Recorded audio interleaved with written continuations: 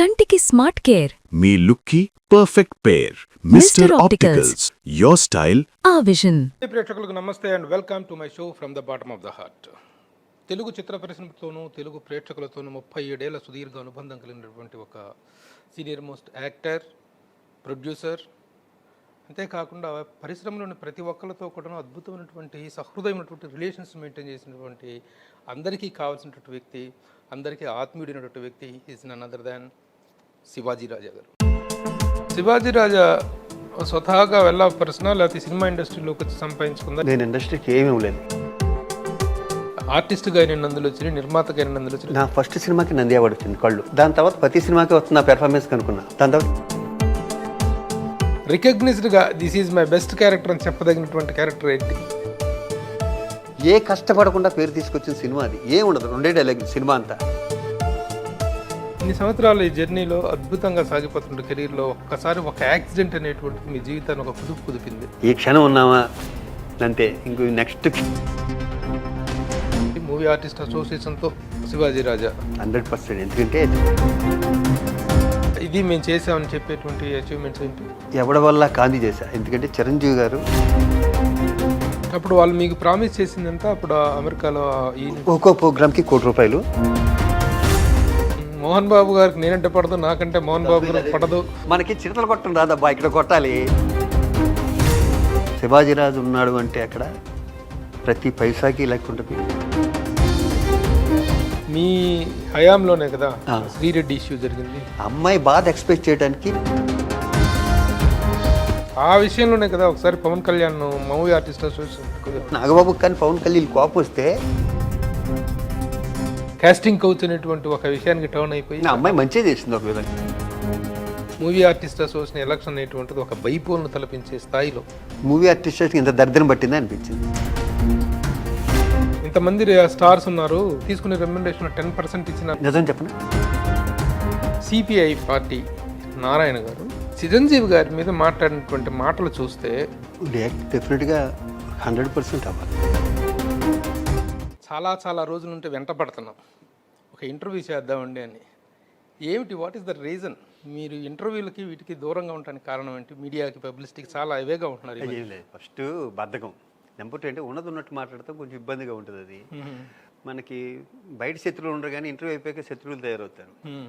పైగా నీలాంటి వాళ్ళ దగ్గర చాలా జాగ్రత్తగా ఉండాలి నేను. అందుకనే 2 ఏళ్ళు అన్నది ఇంచుమించు నాతో ఇంటర్వ్యూ తీసుకుని ప్రతి వాళ్ళు వెయిట్ చేసే టైం అది. మళ్ళీ 2 ఏళ్ళ దాకా కనిపించను.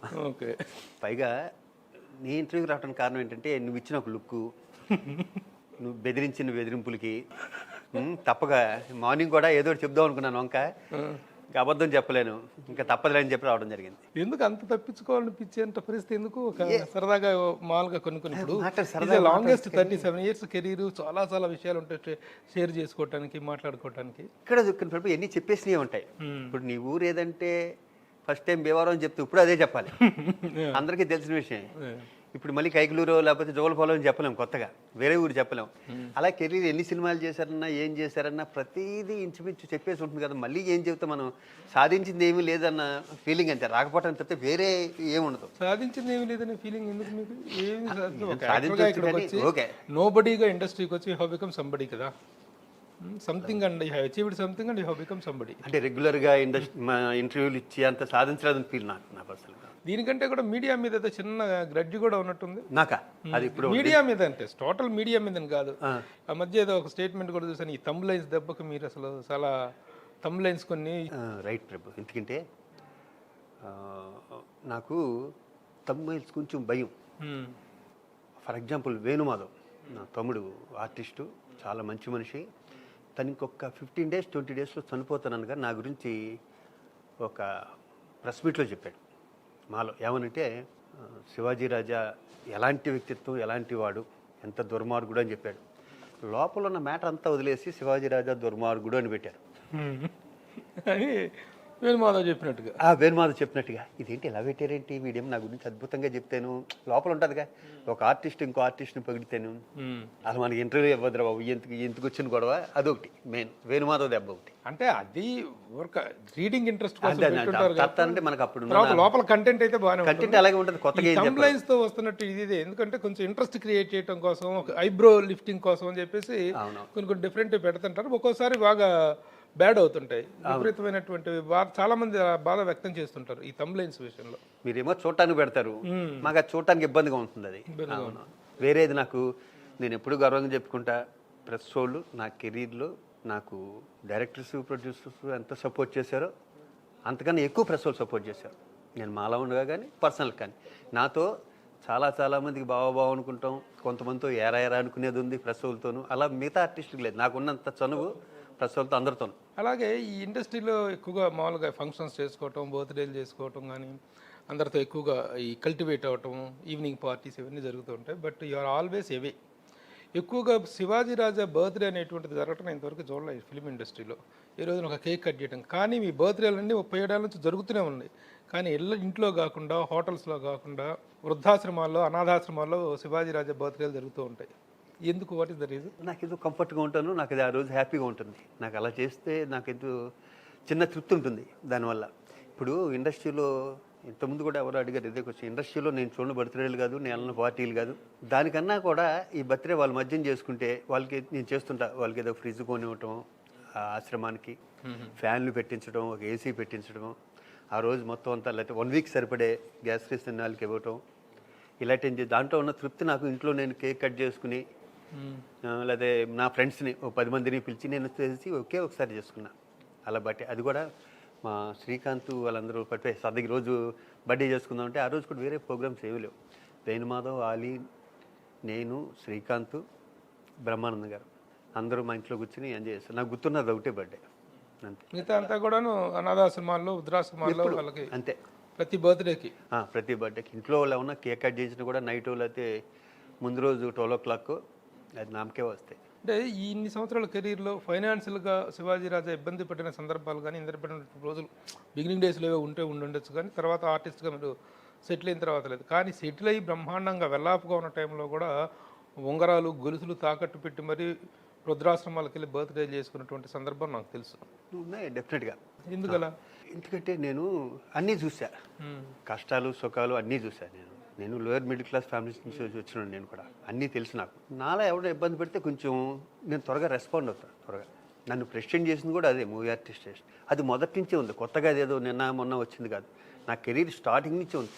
మాకు మద్రాసులో మహాలక్ష్మి మెస్ అని ఉండేది. రోజుకు 2 చొప్పున ఒక 60-62 ఎన్నో ఉంటాయి. మహాలక్ష్మి మెస్ అని పాండీపేటలో ఉంటుంది. అందరూ నా క్లాస్మేట్స్ కానీ, కోటా గారు కానీ అందరూ అక్కడే భోజనం. మొత్తం అందరికీ నెలల్లో వచ్చాయి ఇంచుమించు. కొంతమందికి ఒక 20 రోజులు రావచ్చు. నాకు ఒక్కడికే వారం రోజులు వచ్చాయి. ఫ్రెండ్స్ని తీసుకెళ్ళి ఎప్పుడు ఫ్రెండ్సే, ఎప్పుడు ఫ్రెండ్స్ నన్ను కాపాడేవారు. ఎప్పుడు నేను ఫ్రెండ్స్తోనే ఉండేవాడిని. ఎప్పుడు దాని తర్వాత 24 రోజులు ఎలా గడిచిందో నాకే తెలియదు. 60 టికెట్స్ వారం రోజులు వచ్చాయి నాకు కరెక్ట్గా.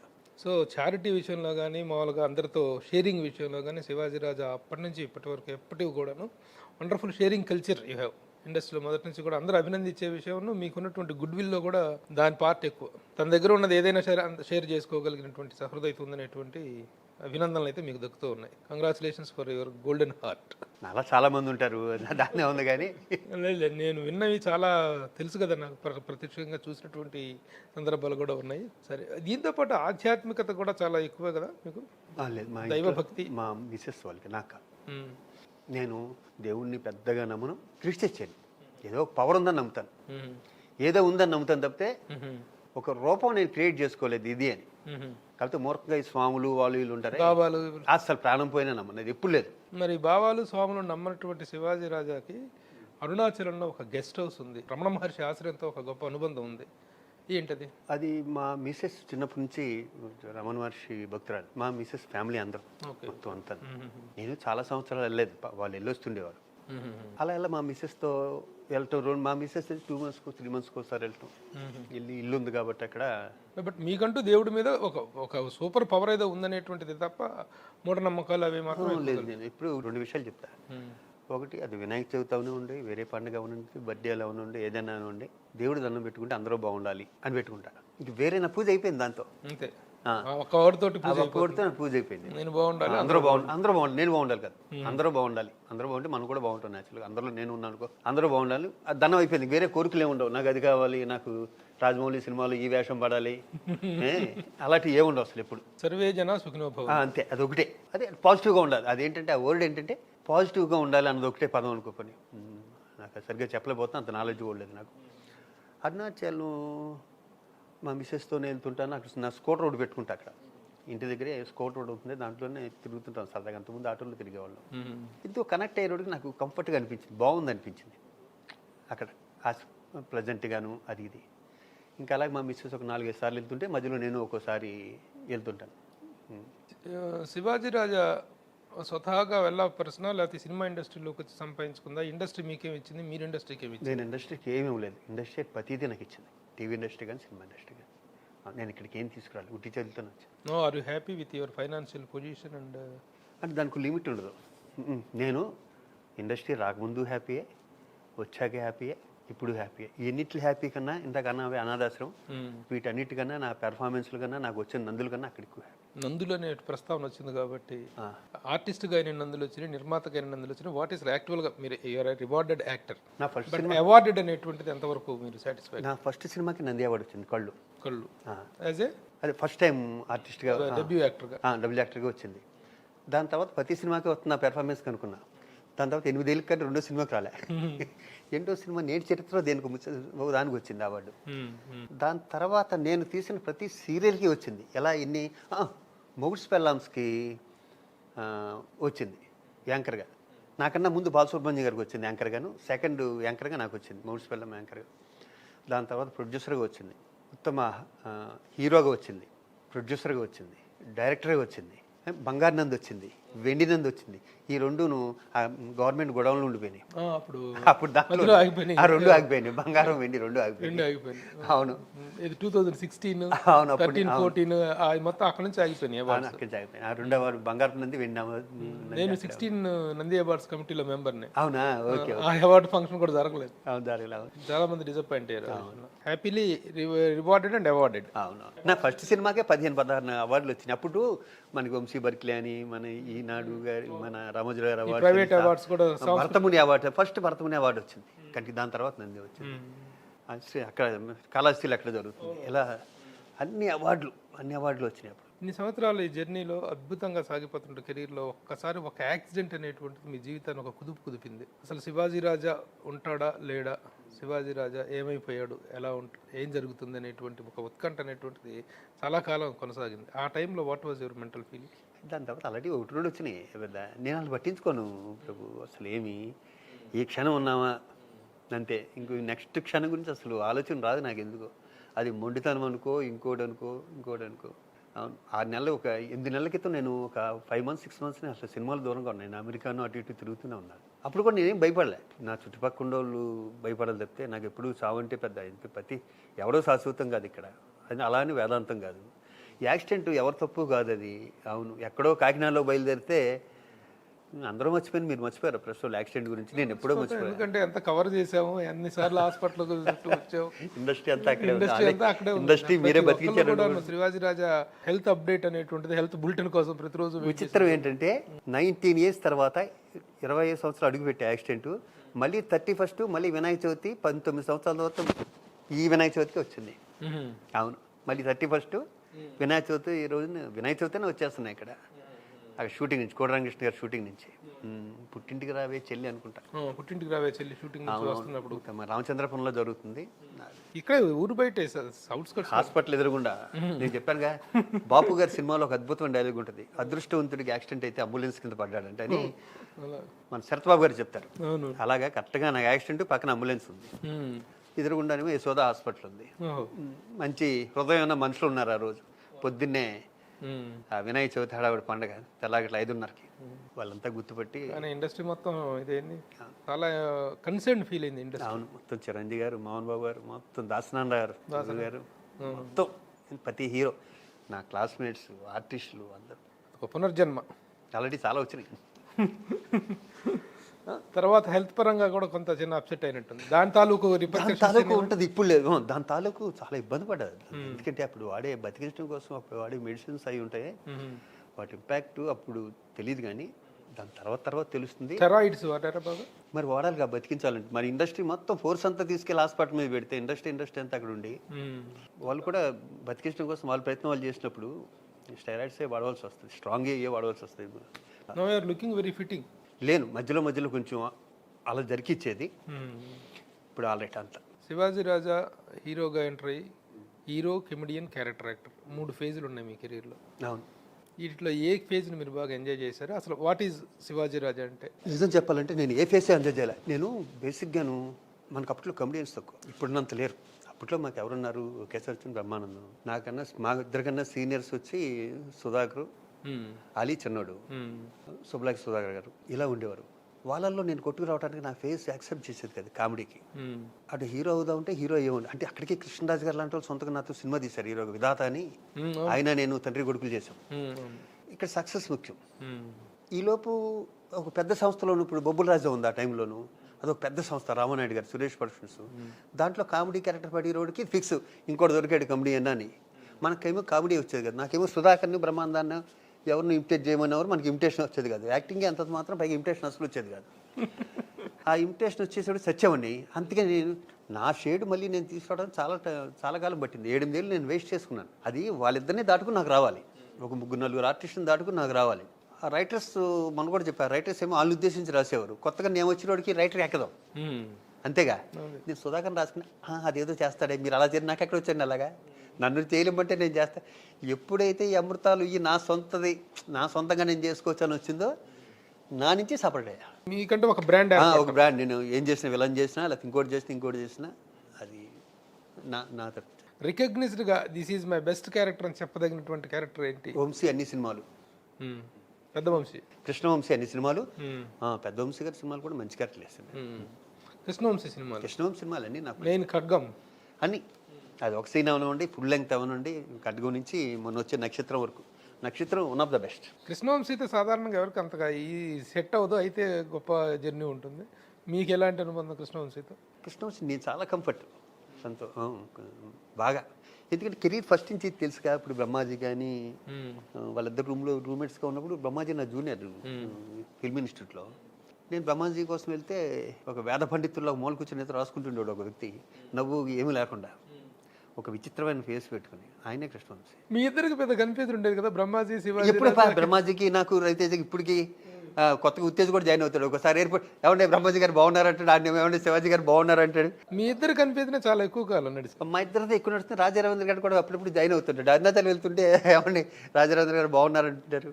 సినిమా పరిశ్రమలో నాకు చెయ్యిచ్చి పైకి లాగిన వాళ్ళు, నేను థ్యాంక్ఫుల్గా ఉండాల్సిన వాళ్ళు వీళ్ళు అని చెప్పాల్సి వస్తే ఎవరి పేరు చెప్తారు? ఎంవి రఘు గారు. ఫస్ట్ సినిమా కళ్ళు ద్వారా first is ever god father or what ever.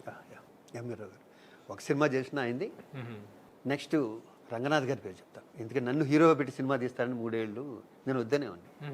మొగుడ్స్ పెళ్ళాం సినిమా ఆర్టిస్ట్ రంగనాథ్ గారు. మొగుడ్స్ పెళ్ళాం సీరియల్స్ చేసి ఆయన ఒకే సినిమా డైరెక్ట్ చేశారు, రంగనాథ్ గారి పేరు. మిగతా అందరూ నీ తెలియదు. Okay, part of the game. S V Krishna Reddy garu, Krishna Vamsi, Raghavendra గారు, కోటరామకృష్ణ గారు, కోదండరామరెడ్డి గారు, అందరు సినిమాలు చేశారు. విశ్వనాథ్ గారు, కె విశ్వనాథ్ గారు. లైఫ్లో టర్నింగ్గా అనిపించినటువంటి character, this is the character నాకు మంచి ఫెచ్చింగ్ ఇచ్చింది అనేటువంటి క్యారెక్టర్ నెంబర్ వన్. ఎందుకంటే అప్పుడు దాకా రకరకాల క్యారెక్టర్, అప్పటికి చాలా బిజీ నేను. నెంబర్ 1 టైంకి అసలు డేట్లు అడ్జస్ట్ చేయాలన్నంత బిజీ అప్పటికే.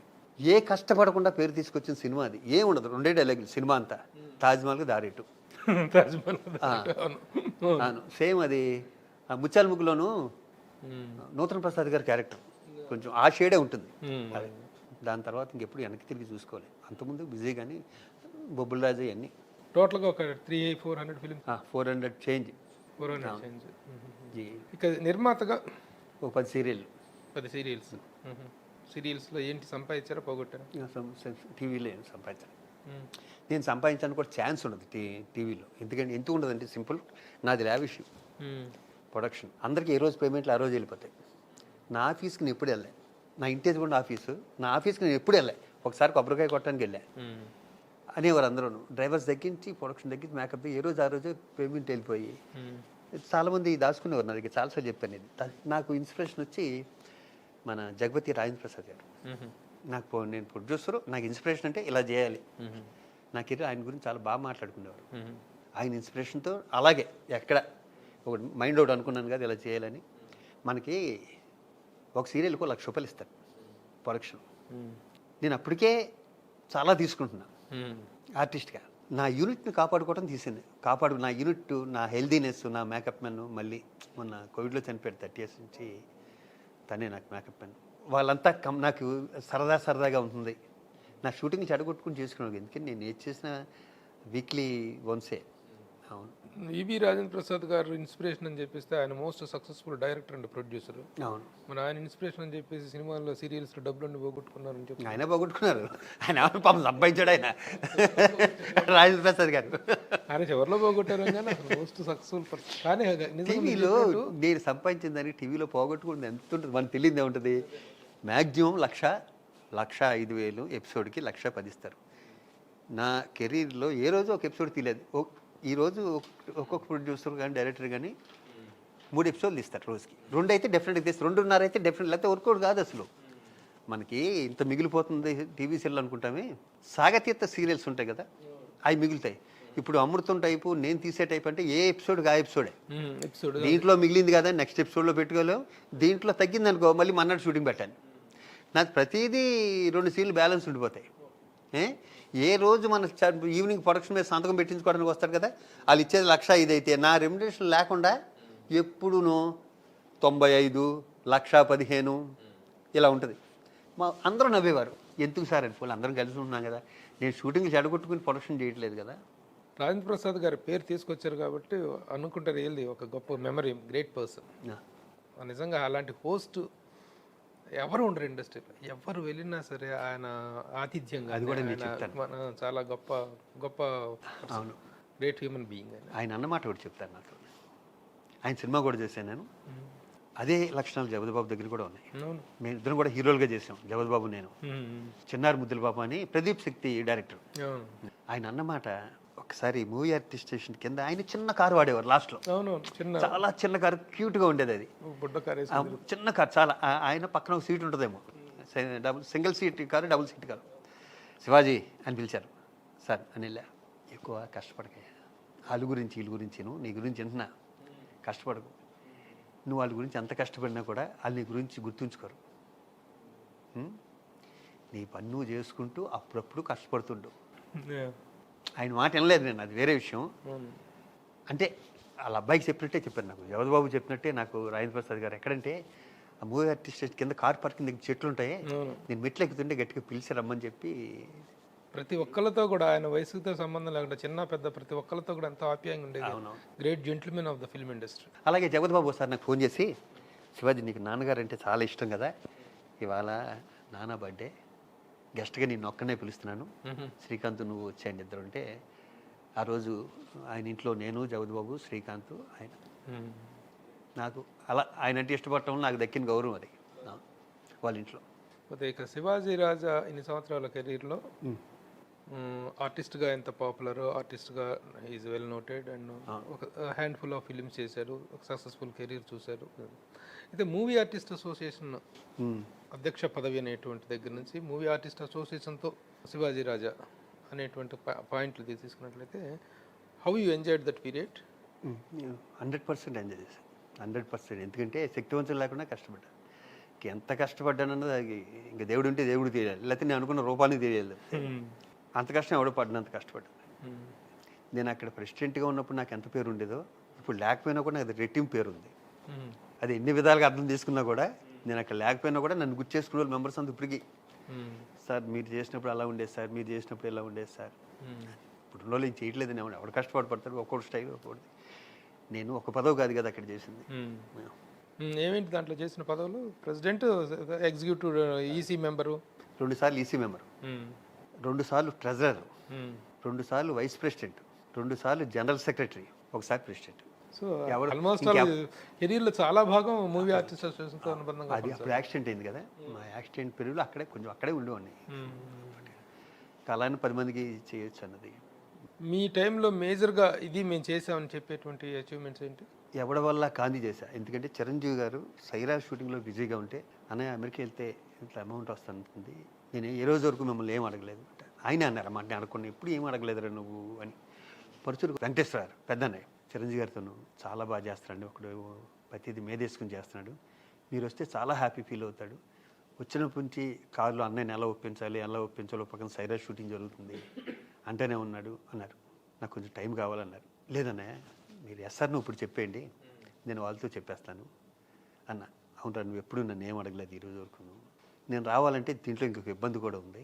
ఒక సీనియర్ నటి, నాతో చాలా సినిమాలు చేసిన ఒక హీరోయిన్, ఇప్పుడు నేను నీకు ఎలా అయితే రెండు సంవత్సరాలు ఇబ్బంది పెట్టానో ఈ ఇంటర్వ్యూ కోసం, అలా నన్ను ఒక 2 years హీరోయిన్ అమెరికాలో ఎలా ఫంక్షన్ చేస్తాను.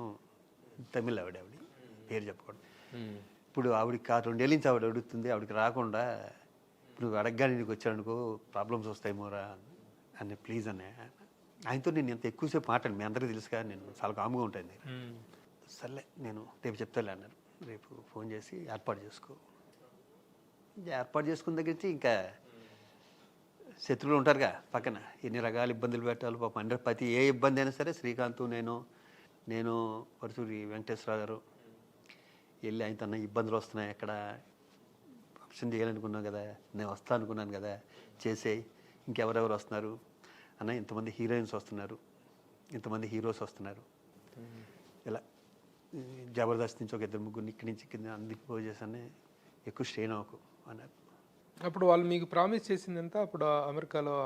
ఒక్కో ప్రోగ్రామ్కి ₹1,00,00,000 ఒక ప్రోగ్రామ్ చేసాం. ఆయన ఎంత గొప్ప మాట అన్నాడంటే, ఇది కూడా ఇంతకుముందు చెప్పారు. ఒకసారి డాలస్లో ప్రోగ్రాము, అక్కడ ఏంటంటే ఓన్లీ సాటర్డే సండేనే ఖాళీగా ఉంటారు. దాంట్లో సాటర్డే కన్వీనియంట్గా ఉంటుంది అనుకుంటే వాళ్ళకి, మళ్ళీ ఎవరి డ్యూటీ వాళ్ళు వెళ్ళిపోతారు, పట్టించుకోరు. ఓ పని చేద్దాం, ఆయన సైరా బిజీలో విపరీతమైన షెడ్యూల్ బిజీ, ఈ సాటర్డే చేశాక మీరు ఉండిపోండి శివాజీని, ఉండిపోక నేను వచ్చేస్తా, మళ్ళీ సాటర్డే నేను వస్తా అన్నారు. దానం పెట్టి వదిలేండి, ఒక ప్రోగ్రామే చేద్దాం అని అగ్రిమెంట్ ఒక ప్రోగ్రామ్ చేసాం. ఆయన మధ్యలో ఆయన అన్నారు, ప్రభాస్ వీళ్ళందరూ అన్నారు పాపం, ఏమని ఎందుకండి ₹1,00,00,000 మేము ఇచ్చేస్తాం. కానీ నాకేంటంటే అందరు హీరోలు పాపం, బాలయ్య బాబు నువ్వు ఎక్కడికంటే అక్కడికి వస్తా అన్నాడు, మోహన్ బాబు గారు కూడా దుబాయ్ వస్తున్నాడు. ఆయన పైన అంటే పడదు ఆయనకి, మోహన్ బాబు గారికి ఇష్టం ఉండదు. అదంతే అది ఎందుకు నీకు పడుతుంది? నాకు పడదు. మోహన్ బాబు గారికి నేనంటే పడదు, నాకంటే అదే పెట్టు అని చెప్పిన ఏకైక వ్యక్తి శివాజీరాజు. అంటే ఎందుకు ఇష్టం ఉండదు అంటే మళ్ళీ ఫోన్ చేస్తారు తమ్ముడు అని ఎప్పుడన్నా, నేను మాట్లాడినా కూడా అదే మాట్లాడొద్దు అంటారు. ఇప్పుడు నా ప్రవర్తన ఎలా మార్చుకుంటా నేను, నాకు ఇష్టం ఉన్నది ఇష్టం అని చెప్తా, ఇష్టం లేదు ఇష్టం లేదని చెప్తా. ఇప్పుడు ఆయన సాటిస్ఫై చేయడానికి కాదు కదా ఇండస్ట్రీకి వచ్చింది, నాకంటూ ఒకటి ఉంటుందిగా అని. నేను అలాగే బతికిన అలాగే కంటిన్యూ అవుతుంది, ఆయనకంటూ ఒకటి ఉంటుంది, ఆయన అలాగే ఉంటారు అలాగే కంటిన్యూ అవుతుంది. అది నచ్చదు ఆయనకి. సో చాలా ఓపెన్గా చెప్పు, త్వరగా ఎవరు ఇలా స్టేట్మెంట్ ఒకళ్ళు ఎవరు చెప్పలేదు. ఎందుకు ఆయన తెలుసా విషయం, నాకు తెలుసా విషయం. ఓకే. సో అలా అని గౌరవం లేదు. మొన్న ఎలక్షన్లో నుంచోవద్దు శివాజీ ఈసారి అన్నారు. డెఫినెట్లీ సార్, మీరు ప్రెసిడెంట్గా ఉన్నప్పుడు నన్నే సెక్రటరీ కావాలని పెట్టుకున్నారు, నుంచోలేదుగా మొన్న. అవును సరే, చిన్న చిన్న విభేదాలు వేరును, చిన్న చిన్న విభేదాలు కూడా కాదు. ఆయన ఏంటంటే ఒకప్పుడు నేనంటే చాలా ఇష్టం, వాళ్ళ ఫ్యామిలీతో కూడా నన్ను బయట భోజనాలకి తీసుకెళ్ళి బయట చాలా మంచి హ్యూమన్ బీయింగ్. ఇప్పుడు ఎంత ఇంట్రడక్షన్ నాకు ఎలా చెప్పావో లేనిది అలాగా, అలా ఆయన కూడా పాప నా గురించి చాలా గొప్పగా చెప్పేవాడు. అది కాదండి, ఇదే ఆయనకి ఎదురు సమాధానం చెప్పకూడదు. నాకు ఉన్నదన్నట్టు చెప్పడం ఇష్టం. అక్కడ నచ్చలేదు, అక్కడ పడలే, అంటే వేరే ఏమీ లేదు. వేరే ఆయనకి నాకు ఉంటాను ఏమన్నా గట్టు తగాదాలు ఏమైనా ఉంటాయి, ఆస్తి వివాదాలు ఉంటాయి, అందుకని ఏమన్నా సమకాలికలు. ఆయన నాకన్నా బాగా సీనియర్, పైగా నేను ఫ్యాన్ని. మనకి చిరతలు కొట్టడం రాదబ్బా, ఇక్కడ కొట్టాలి, ఆయన నేర్చుకోవాలి, ఆయన నేర్చుకునేందుకు వయసు అయిపోయింది, అది అవసరం లేదు. అవును. ఓకే, మధ్యలో మోహన్ బాబు గారి టాపిక్ వచ్చింది, ఒకటి మాట్లాడుకున్నాం, ఓకే అయిపోయింది. చిరంజీవి గారి విషయం చెప్తున్నారు. సరే, మొత్తానికి ప్రాబ్లమ్స్ అన్నీ చెప్పాము, ₹1,00,00,000 మీద సంతకం పెట్టాము. ఇక్కడ ఒక వర్గం స్టార్ట్ అయింది. ఇప్పుడు ఏ వర్గం ఉందో, పావలా పనిచేయని ఒక వర్గం ఉంటుంది. ఆడు ఏ సినిమాలో కూడా చేశాడో కూడా తెలియదు మనకి.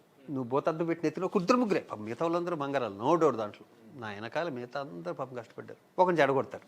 ఈ ఎలక్షన్ దగ్గరికి వచ్చేవాడికి ఏమవుతుందంటే వీళ్ళందరూ ఉండి ఎక్కడైనా అంతే, వీళ్ళు బిజినెస్ క్లాస్లో వెళ్ళారు ఇంతమంది అని. ఈరోజు బిజినెస్ క్లాస్లో తీసుకెళ్లకుండా గుడ్ సైడ్ వెళ్తున్నాయా? డాలస్ ఇక్కడి నుంచి బస్సు వెళ్తుందా? లేకపోతే ఫ్లైట్లో మామూలు క్లాస్లో తీసుకెళ్తే వాళ్ళు వస్తారా? వచ్చేదే ఫ్రీ అక్కడికి, అందరూ హీరో హీరోయిన్స్ కూడా ఫ్రీ ఆఫ్ సర్వీస్ కదా. పైగా బిజినెస్ క్లాస్ అన్నది మూవీ ఆర్టిస్ట్ స్టేషన్ తీస్తుందా, వాళ్ళు తీస్తారు. నువ్వు షూటింగ్కి వెళ్తే వీళ్ళకి కామన్ సెన్స్ లేని అదవల్ల ఇద్దరు ముగ్గురు జూనియర్ ఆర్టిస్టులు వాళ్ళు, పైగా ఆర్టిస్టులు కూడా కాదు వాళ్ళు. ఎవరైనా హీరోస్ ఎవరైనా బిజినెస్ క్లాస్లో లేకుండా వెళ్తారా ఎక్కడికైనా? అది మూవీ ఆర్టిస్ట్ స్టేషన్ పెట్టుకుంటుందా? వాళ్ళే కాదు, మనం షూటింగ్కి వెళ్తున్నాం ఎక్కడికన్నా, నువ్వు పెట్టుకుంటావు టికెట్, ప్రొడ్యూసర్గా పెట్టుకుంటాడు కదా. అది లేపారు వీళ్ళు బిజినెస్ క్లాస్లో వెళ్ళారు. అంటే వాళ్ళు రేపిన పాయింట్ కూడా ఒకటి ఉంది. చెప్పు. బిజినెస్ క్లాస్లో ఇప్పుడు చిరంజీవి గారు లాంటి ఏ క్లాస్ స్టార్స్, ఓకే, పెద్ద యాక్టర్స్, సీనియర్ యాక్టర్స్ వెళ్ళారంటే ఓకే. చిన్న చిన్న యాక్టర్స్ ను కూడా బిజినెస్ క్లాస్ లో తీసుకెళ్ళి ఒక్కడెళ్ళే ఎవరు వెళ్ళారు చెప్పండి? బిజినెస్ క్లాస్ లో వెళ్ళిన వాళ్ళు ఎవరు? చెప్తా. ఎకానమీలో వెళ్ళిన వాళ్ళు ఎవరు చెప్పండి? ఎకానమీ క్లాస్ లో వెళ్ళిన వాళ్ళు ఎవరు? ఏడి శ్రీరామ్. ఎవరు ఎకానమీలో చెప్పింది ఎకానమీ, ఏడి శ్రీరామ్ గారు, ఉత్తేజు, ఆలీ. ఆలీ కన్నా పెద్ద ఆర్టిస్టులు వీళ్ళు, ఈ బొగడాగాళ్ళు. ఆలీ కన్నా సీనియర్స్ ఉన్నారు అక్కడ. ఆలీకి ఉన్న దాంట్లో 1% ఉంటుంది వీళ్ళు ఎవరికైనా, ఏదైతే ఏ విషయంలో ఉన్నా సరే. ఆలీ, ఉత్తేజు, నాగినీడి గారు, బెనర్జీ, వీళ్ళంతా ఎకానమీలో వెళ్ళారు. నేను బిజినెస్ క్లాస్, నేను శ్రీకాంత్ ఫారెన్ వెళ్ళిన, మీ ఇద్దరు సొంత డబ్బులు బిజినెస్ క్లాస్లోనే వెళ్తాం. నేను ఒక్కనే ఫారెన్ కూడా వెళ్తే నేను మామూలు దాంట్లో వెళ్తాను. ప్రెసిడెంట్కి నేను మామూలు దాంట్లో కూడా వెళ్ళొచ్చు, కానీ వెళ్ళే. అది కూడా చెప్తాను నెక్స్ట్. మిగతా హీరోలు, మిగతా అందరు హీరోలు హీరోయిన్లు అందరూ బిజినెస్ క్లాస్లో వచ్చారు మిగతా అంతా. అవును, కొంతమంది యాంకర్స్ కూడా దీంట్లో వచ్చారు, బలవంతంగా ఎవరికి పైసా ఇవ్వకుండా తీసుకెళ్ళిన వాళ్ళకి. కొంతమంది హీరోయిన్స్ మాకు బిజినెస్ క్లాస్ వద్దండి, ఒకళ్ళు ఇద్దరు మెంబర్షిప్ ఇవ్వండి మాకు అన్నారు. వాళ్ళకి మెంబర్షిప్ ఇచ్చి ₹1,00,000 పెట్టి వాళ్ళు తీసుకెళ్ళి. శివాజీరాజు ఉన్నాడు అంటే అక్కడ ప్రతి పైసాకి లెక్క ఉంటుంది, 200% జెన్యున్గా ఉంటుంది కదా. మరి ఈ లేపిన వ్యక్తి వచ్చారు, మా ఊళ్ళు కూడా చెడగొట్టారు నరేష్ని పక్కన. ఈ ముగ్గురు నలుగురు ఈ జూనియర్ ఎవడ వాళ్ళ పేరు కూడా తెలియదు, వేస్ట్. నీకు చెప్పిన వేస్ట్. నువ్వు వాళ్ళని ఏది సినిమాలో నెతుకుదా ఉన్నా కూడా వాళ్ళు కనిపించరు నీకు. అది ఏమైందంటే ఇప్పుడు మేము మలేషియా తీసుకెళ్లారు నన్ను, నా దగ్గర సెక్రటరీగా ఉన్న, నేను ప్రెసిడెంట్ అనుకున్న టైంలో మా తమ్ముడు నరేష్, పరుసూరు వెంకటేశ్వరరావు, మేము బిజినెస్ క్లాస్లోనే వెళ్ళినప్పుడు అక్కడ రజనీకాంత్ గారు వీళ్ళందరూ మొత్తం సపరేట్ ఫ్లైట్లో వచ్చారు. మీరు సపరేట్ ఫ్లైట్లో ఏం తీసుకెళ్లేదు వాళ్ళని కదా. అది అసలు సిల్లీకి వచ్చింది తెలుసా అది. అయితే నేను ఒకటే డౌట్, ఇంతమంది ప్రముఖులు, ఇంతమంది వ్యక్తులు, సీనియర్స్ వెళ్తున్నటువంటి ఒక ప్రోగ్రాంలో ఇద్దరు ముగ్గురు నాన్ ప్రామినెంట్ ఫెలోస్, ఇద్దరు ముగ్గురు ఒక ఈ మూవీ ఆర్టిస్ట్ అసోసియేషన్ తాలూకు యూనిటీని మొత్తం డిస్టర్బ్ చేసే స్థాయికి మీరందరూ ఎందుకు ఎలో చేశారు? ఎవరు ఆ ముగ్గురు? నువ్వే చెప్పాలి, నాకు ఐడియా లేదు. సరే, ఆ ముగ్గురు పేర్లు తీసేద్దాం. మీరు అంటుంది ఎవరో వాళ్ళకి తెలుసు, ఆ ముగ్గురు ఎవరో అంటే అంత అప్రధానమైనటువంటి వ్యక్తులు, అనామకులైనటువంటి వ్యక్తులు కూడాను మూవీ ఆర్టిస్ట్ అసోసియేషన్ యొక్క ఐక్యతను చెడగొట్టే స్థాయికి వెళ్ళిందంటే మీ ఐక్యతలో లోపం అది, లేకపోతే? కాదు. అక్కడ ఏమొచ్చిందంటే ప్రాబ్లము, వాళ్ళని అమెరికా తీసుకెళ్ళలేదు. నీకు అర్థమైందా? వాళ్ళు పెట్టులు సర్దేసుకున్నారు. మనం ఇచ్చేది తక్కువ అమౌంట్ కదా, ఇంతమంది అవతల కూడా లాస్ అవుతారు, వాళ్ళకి ఏం లాభాలు రావు ఇక్కడ. ఇప్పుడు ఈ ముగ్గురు కూడా పెట్టులు సర్దేసుకున్నట్టు ఈ ముగ్గురు లేరు దాంట్లో. అసలైనోడికి ఏమైందంటే షూటింగ్ ఉంటే అసలైనోడు రావాల్సినోడు రాలే, వాళ్ళు చెట్టు కింద మీటింగ్ పెట్టుకున్నారు. ఇది ప్రతి చోట ఉన్నదే ఇది. సరే, ఇక వదిలేసేద్దాం. దీంట్లో వాళ్ళు నా రోజు ఫోన్లో టచ్లోనే ఉంటారు వాళ్ళు. అన్నగారు మీరు ఉండేటప్పుడు ఎలా ఉందని. ఏమి లేదు, మళ్ళీ నేను వస్తే మళ్ళీ అడిగి రావాలి కదా నా దగ్గరికి. నీకు అర్థమైందా? వాళ్ళకి ఏదో గుర్తింపు రావాలి. ఇక్కడ 10 మందితోనే కొంచెం వెనకాల ఫోటోలు దిగుతున్నారు వీళ్ళతో.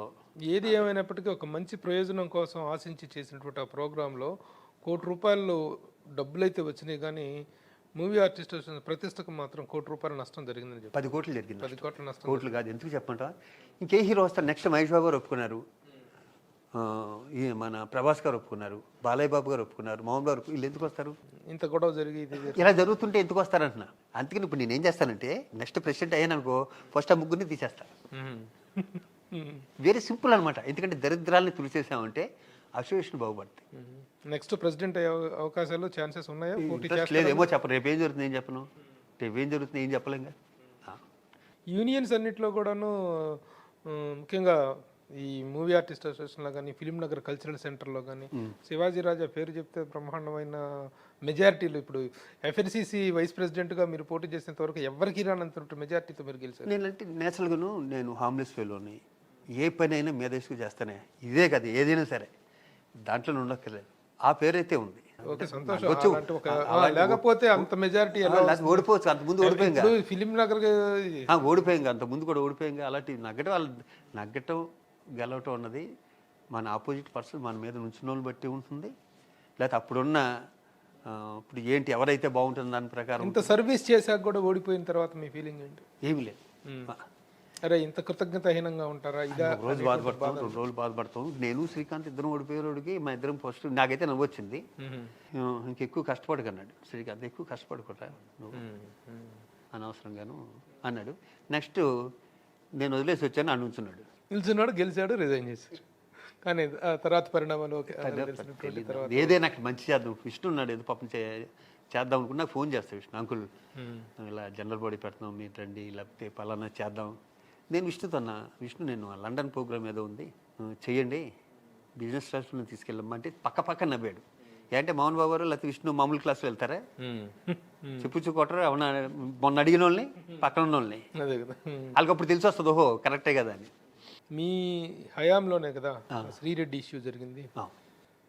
అసలు దాన్ని గోటితో ఏదైనా గొడ్డల దాకా తెచ్చుకోవాల్సిన పరిస్థితి ఎందుకు వచ్చిందండి? అసలు ఏం వై అంత రప్చర్ అయిపోయేది ఒక నేషనల్ వైడ్ ఇష్యూగా మారేంత మ్యాటర్గా పారిపోవడం కారణం ఏంటి? నేను ఆ రోజు అసలు ఊరులేను. నేను ఎప్పుడు రోజు ఆఫీస్కి వచ్చావని ఆ రోజు రాలే. నేను దీంట్లోనే చూశాక కొంతమంది వర్గం వచ్చి మెంబర్షిప్ ఇవ్వద్దంటారు. మనకున్న రూల్ ప్రకారం ఓ హీరోయిన్గా ఒక సినిమా చేసినా, హీరోగా ఒక సినిమా చేసినా, క్యారెక్టర్ ఆర్టిస్ట్గా ఇంచుమించు ఒక 8 సినిమాలు చేసినా మెంబర్షిప్ ఇవ్వాలి. అమ్మాయి మెంబర్షిప్ గురించి కూడా కాదు స్టార్టింగ్ వచ్చింది. ఎవరో ఇబ్బంది పెట్టారు, ఇలా అయింది, ఇండస్ట్రీ పట్టించుకోవట్లేదు తప్పితే ఒక మూవీ ఆర్టిస్టేషన్ దగ్గర కాదు. అమ్మాయి నిరసన దాని మీద కాదు కాదు కాదు ఓవరాల్ ఫ్రస్ట్రేషన్. ఆర్టిస్ట్ కాబట్టి మూవీ ఆర్టిస్టేషన్ మీద, అమ్మాయి ఆర్టిస్ట్ కాబట్టి మూవీ ఆర్టిస్టేషన్కి వస్తుంది తప్పితే అమ్మాయి బాధ ఎక్స్ప్రెస్ చేయడానికి ఫిల్మ్ ఇండస్ట్రీలో సెంట్రల్లో ఉండే ఛాంబరు, ప్రొడ్యూసర్ కౌన్సిల్, మూవీ ఆర్టిస్టేషన్ దాంట్లో ఉంటుంది అంతే. సెంటర్ పాయింట్ కాబట్టి అమ్మాయి ఆర్టిస్ట్ వచ్చింది తప్పితే అమ్మాయి వచ్చింది మూవీ ఆర్టిస్టేషన్ మీద యుద్ధానికి కాదు. అమ్మాయి వచ్చింది న్యాచురల్గా 24 క్రాఫ్ట్లు ఉంటే జరిగింది. ఆ తర్వాత కూడా అంత దూరం పోయింది ఎందుకు మ్యాటర్? ఎటో తిరిగింది మధ్యలో. రామ్ గోపాల్ వర్మ ఆయన ఎటో తిప్పాడు, రాంగ్ డైరెక్షన్ ఎటో చేసి స్లిప్స్ చెప్తే చాలా సంవత్సరాలు అయిపోయింది కదా, నాకు గుర్తుందే చెప్పాను. ఆ విషయంలోనే కదా ఒకసారి Pawan Kalyan movie artist association వచ్చారు. ఆ అమ్మాయి ఏదో నేను షూటింగ్లో ఉన్నాను, ఫోన్ చేస్తే పవన్ వచ్చి సార్ ఇక్కడ పవన్ కళ్యాణ్ గారు వచ్చారండి, కేకలు పెడుతున్నారు, మీరు మిమ్మల్ని అడుగుతున్నారు సార్ రమ్మంటున్నారు. మా ఇద్దరిది మంచి రిలేషన్, పవన్ది నాది మద్రాసులో బాగా ఇద్దరు. మొన్న కూడా ఆయన గుర్చేశాడు పవన్ కళ్యాణ్, మీ ఇద్దరు ఇలా ఉండేవాళ్ళు అని. శరత్ మరాలతో చెప్తున్నా శివాజీ నేను ఇలా ఉండేవాళ్ళు మద్రాసులో అని. వాళ్ళ ఫ్యామిలీతో నాకు మొదటి నుంచి బాగా నాగబాబు కానీ చిన్నవి ఈ మూవీ ఆర్టిస్టేషన్ గొడవలతోనే రప్చర్ తప్పితే వేరే నాకు పర్సనల్గా ఎవరితోనే గొడవ ఉండదు ఇండస్ట్రీలో. తను ఎందుకు వచ్చాడో ఈ రోజు వరకు నాకు తెలియదు. ఈ రోజు వరకు నాకు పవన్ కళ్యాణ్ అక్కడికి వచ్చి నన్ను ఎందుకు పిలిచాడు, అసలు ఏం జరిగింది, ఏదా కంప్లైంట్, నేను కంప్లైంట్ ఇవ్వలేదు అనుకున్నాడు పవన్ కళ్యాణ్. నేను కంప్లైంట్ ఎవరికి కంప్లైంట్ కోర్టులో ఇవ్వలేదు ఇది అనుకున్నా. కానీ మూవీ ఆర్టిస్టేషన్ తన పని తను చేసుకెళ్ళిపోతుంది. ఎవరున్నా ప్రెసిడెంట్, ఎవరున్నా ఎవరు సెక్రటరీ ఉన్నా ఎవరి మీద కంప్లైంట్ ఇవ్వాలని శ్రీరెడ్డి గారు ఇవ్వలేదు అనే భావం నేను అనుకుంటున్నా. యాక్షన్ తీసుకోలేదు. ఆ అమ్మాయి ఏమో యాక్షన్ తీసుకున్నారని అమ్మాయి, ఈయనేమో యాక్షన్ తీసుకోలేదని ఇతను. మధ్యలో ఎవరు నలుగుపోతారు, చెప్పేవాడు ఒకడు ఉండాలి కదా. సెక్రటరీ జంపు, న్యాచురల్గా అన్ని సెక్రటరీ చూసుకోవాలి. సెక్రటరీ నరేష్. నా అదృష్టం ఏంటంటే ప్రెసిడెంట్ నేను, నాకు సెక్రటరీ ఉండేవాడు కాదు నాకు ఆ నరేష్. తనకి తెలుసు, తన ఎదురుకుండా నేనే ఉన్నాను. నేను చెబుదామంటే అవతల వ్యక్తి ఇనే టైపు కాదు పవన్ కళ్యాణ్. నా దగ్గర నుంచి పూర్తిగా రావాలి కదా. ఏం జరిగింది, మీరు వచ్చారు అప్పుడు? మరి నేను వచ్చాను షూటింగ్ మధ్యలో నుంచి. నేను నత్తన్సాల్ షూటింగ్లో ఉన్నా, ఐరా క్రియేషన్స్. ఆ షూటింగ్లో నాది సోలో వర్క్ ఆ రోజు మణికొండ స్టార్టింగ్లో. కాబట్టి నేను వెంటనే వచ్చాను, దూరం అయితే నేను రాలేనుగా. నేను వచ్చేసరికి చాలా కోపంగా ఉన్నాడు. పైగా కోపం నాకు తెలుసు, నాకు అంతకుముందు తెలియకపోతే నాగబాబుకి కానీ పవన్ కళ్యాణ్ కోపం వస్తే, నాగబాబుకి అయితే 4-5 నిమిషాల్లో తగ్గిపోతుంది కోపం. నాకు పవన్ కళ్యాణ్కి వస్తే కొంచెం సస్టైన్ అవుద్ది, ఒక అరగంట సస్టైన్ అవుద్ది, 1 అవర్ సస్టైన్ అవుద్ది. అంతకుముందు నేను చూసిన పవన్ కళ్యాణ్ అయితే మరి ఈ మధ్య మనకేం తెలుస్తుంది, మనం టచ్లో లేనప్పుడు తెలియదుగా ఎవరెవరేంటో. సీరియస్గా ఉన్నాడు. నేను అన్నయ్య కన్నా కూడా నేను పవన్తో బాగా క్లోజ్గా ఉండేవాడిని అన్నయ్య కన్నా చాలా. తనకి మంచి భావాలు తని మొదటి నుంచి కొంచెం నాకు దగ్గరే ఉండేవి. కొంచెం 10 మందికి హెల్ప్ ఉన్నపైన అయ్యి వెళ్ళే రోజుకి అసలు నేను మాట్లాడుతుంటే ఆ స్తంభం ఉంటుంది మధ్యలో ఒకటి చిన్న హైట్లో, ఆ స్తంభం చుట్టూరు తిరుగుతున్నాడు ఇలాగా. ఇప్పుడు నేను మాట్లాడుతున్నాను, నువ్వు అలాగే చెప్పు అనకపోతే నా మాటలు గాల్లోకి వెళ్ళిపోయినట్టేగా. నాకు నవ్వు వచ్చేస్తుంది, నాకేం చెప్పాలి తెలియట్లేదు. తిని ఎందుకు వచ్చాడు ఏంటో అర్థం కావట్లేదు. దాని తర్వాత ఒక ఊళ్ళో తెలిసింది ఓహో ఇంతకు వచ్చాడు అని.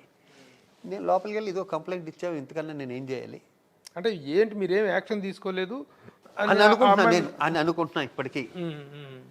నెక్స్ట్ టైం అసలు తన కోపంలో ఒక మాట అన్నాడు, నెక్స్ట్ టైం నేను ఉంచున్న ప్రెసిడెంట్ కింద అసలు అని ఒక మాట, మరీ మంచిది పొద్దున్న ఇక్కడే చేస్తాను మేము కష్టపడతాను అన్నాను. ఇదే మాట, మరీ మంచిది పొద్దున్న ఇక్కడే చేస్తాను మేము కష్టపడుతూ, మేము అసలు ఏమేం చేస్తామో తెలుసుకోండి ఫస్ట్. నాకు అక్కడ పవన్ కళ్యాణ్ కాదు, నాకు ఒక మెంబరు, మూవీ ఆర్టిస్ట్లో మెంబర్ అంతేగా. పవన్ కళ్యాణ్ అయితే తనకున్న ఫ్యాన్స్, లేకపోతే తనకున్న మంచితనం, తన పార్టీ, తను బయట ప్రజలకి నాకు స్నేహితుడు, నాకు మూవీ ఆర్టిస్ట్ సంబంధించిన వరకు అంతే. ఎవరు వచ్చినా ఇలాగ ఉంటుంది. నేను ఇప్పుడు మెంబర్, నేను వెళ్ళినా కూడా అక్కడికి వెళ్ళినా కూడా నాకు అలాగే సమాధానం వస్తుంది. పైగా నాకు స్నేహితుడు ఒకప్పుడు, అంటే ఇప్పుడు కాకపోవచ్చు, మద్రాసు హైదరాబాద్ వచ్చాక ఎవరు అక్కడ ఉంటున్నారో కూడా తెలియట్లే. మద్రాసులో పక్కన ఉండేవాడు.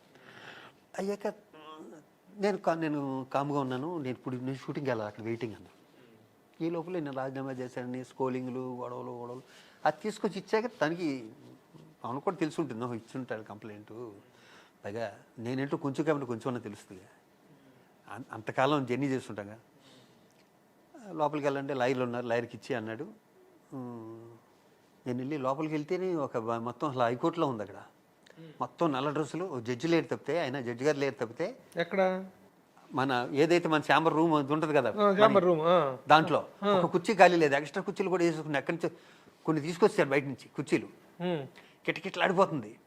ఇదేంటి మనం ఎప్పుడు చూసే రూమ్ వేరు, సడన్గా చూసాడు కోర్ట్ హాల్ అట్మాస్ఫియర్ వచ్చింది.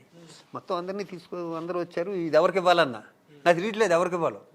న్యాచురల్గా మెయిన్ సీట్లో కూర్చొని వాళ్ళకి ఇస్తాం. ఏంటండి అది అన్నారు. లేదండి అని ఇమ్మన్నారు ఇలాగా అంటే, ఎవరో ఒకరు తీసుకున్నారు, నేను బయటకు వచ్చాను. అప్పటికి నేను వచ్చి 1.5 hour అయింది, ఫోన్లు చేస్తాను అన్న షూటింగ్. నేను ఎలాగా 2-3 days నేను ఇక్కడ తేలే వరకు వెళ్ళను, తేలే వరకు వెళ్ళనేటోడికి నాకు గుర్తున్నది చెప్తున్నాను. ఇదే పర్ఫెక్ట్గా లైన్ ప్రకారం చెప్పట్లే. నేను చాలా రోజుల తర్వాత కలిసాము పవన్, నేను ఎలా కలిసామంటే అని బాధపడ్డాను. ఈలోపు రాంగోపాల్ వర్మ ఓకే ఇది జరుగుతుంటే మళ్ళీ చిన్న మంట పెట్టాడు, మళ్ళీ చిన్న మంట. ఈడు ఎక్కడ దొరికాడరా బాబు ఈ టైంలో మనకి, మళ్ళీ ఈ గోల్ ఏంటి, ఉన్న గోల్ చాలకుండా ఈడొకటి తయారయ్యాడు బాబు.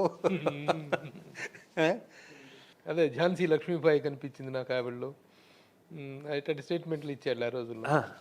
సరేనే, ఇండస్ట్రీలో ఒక పర్సన్ అయ్యండి అతను ఆ విధంగా ఇండస్ట్రీ ప్రతిష్టకు వ్యతిరేకంగా, ఇండస్ట్రీ గుడ్ విల్కి వ్యతిరేకంగా తను మాట్లాడుతున్నప్పుడు మీరేమి రియాక్ట్ అవ్వలేదా?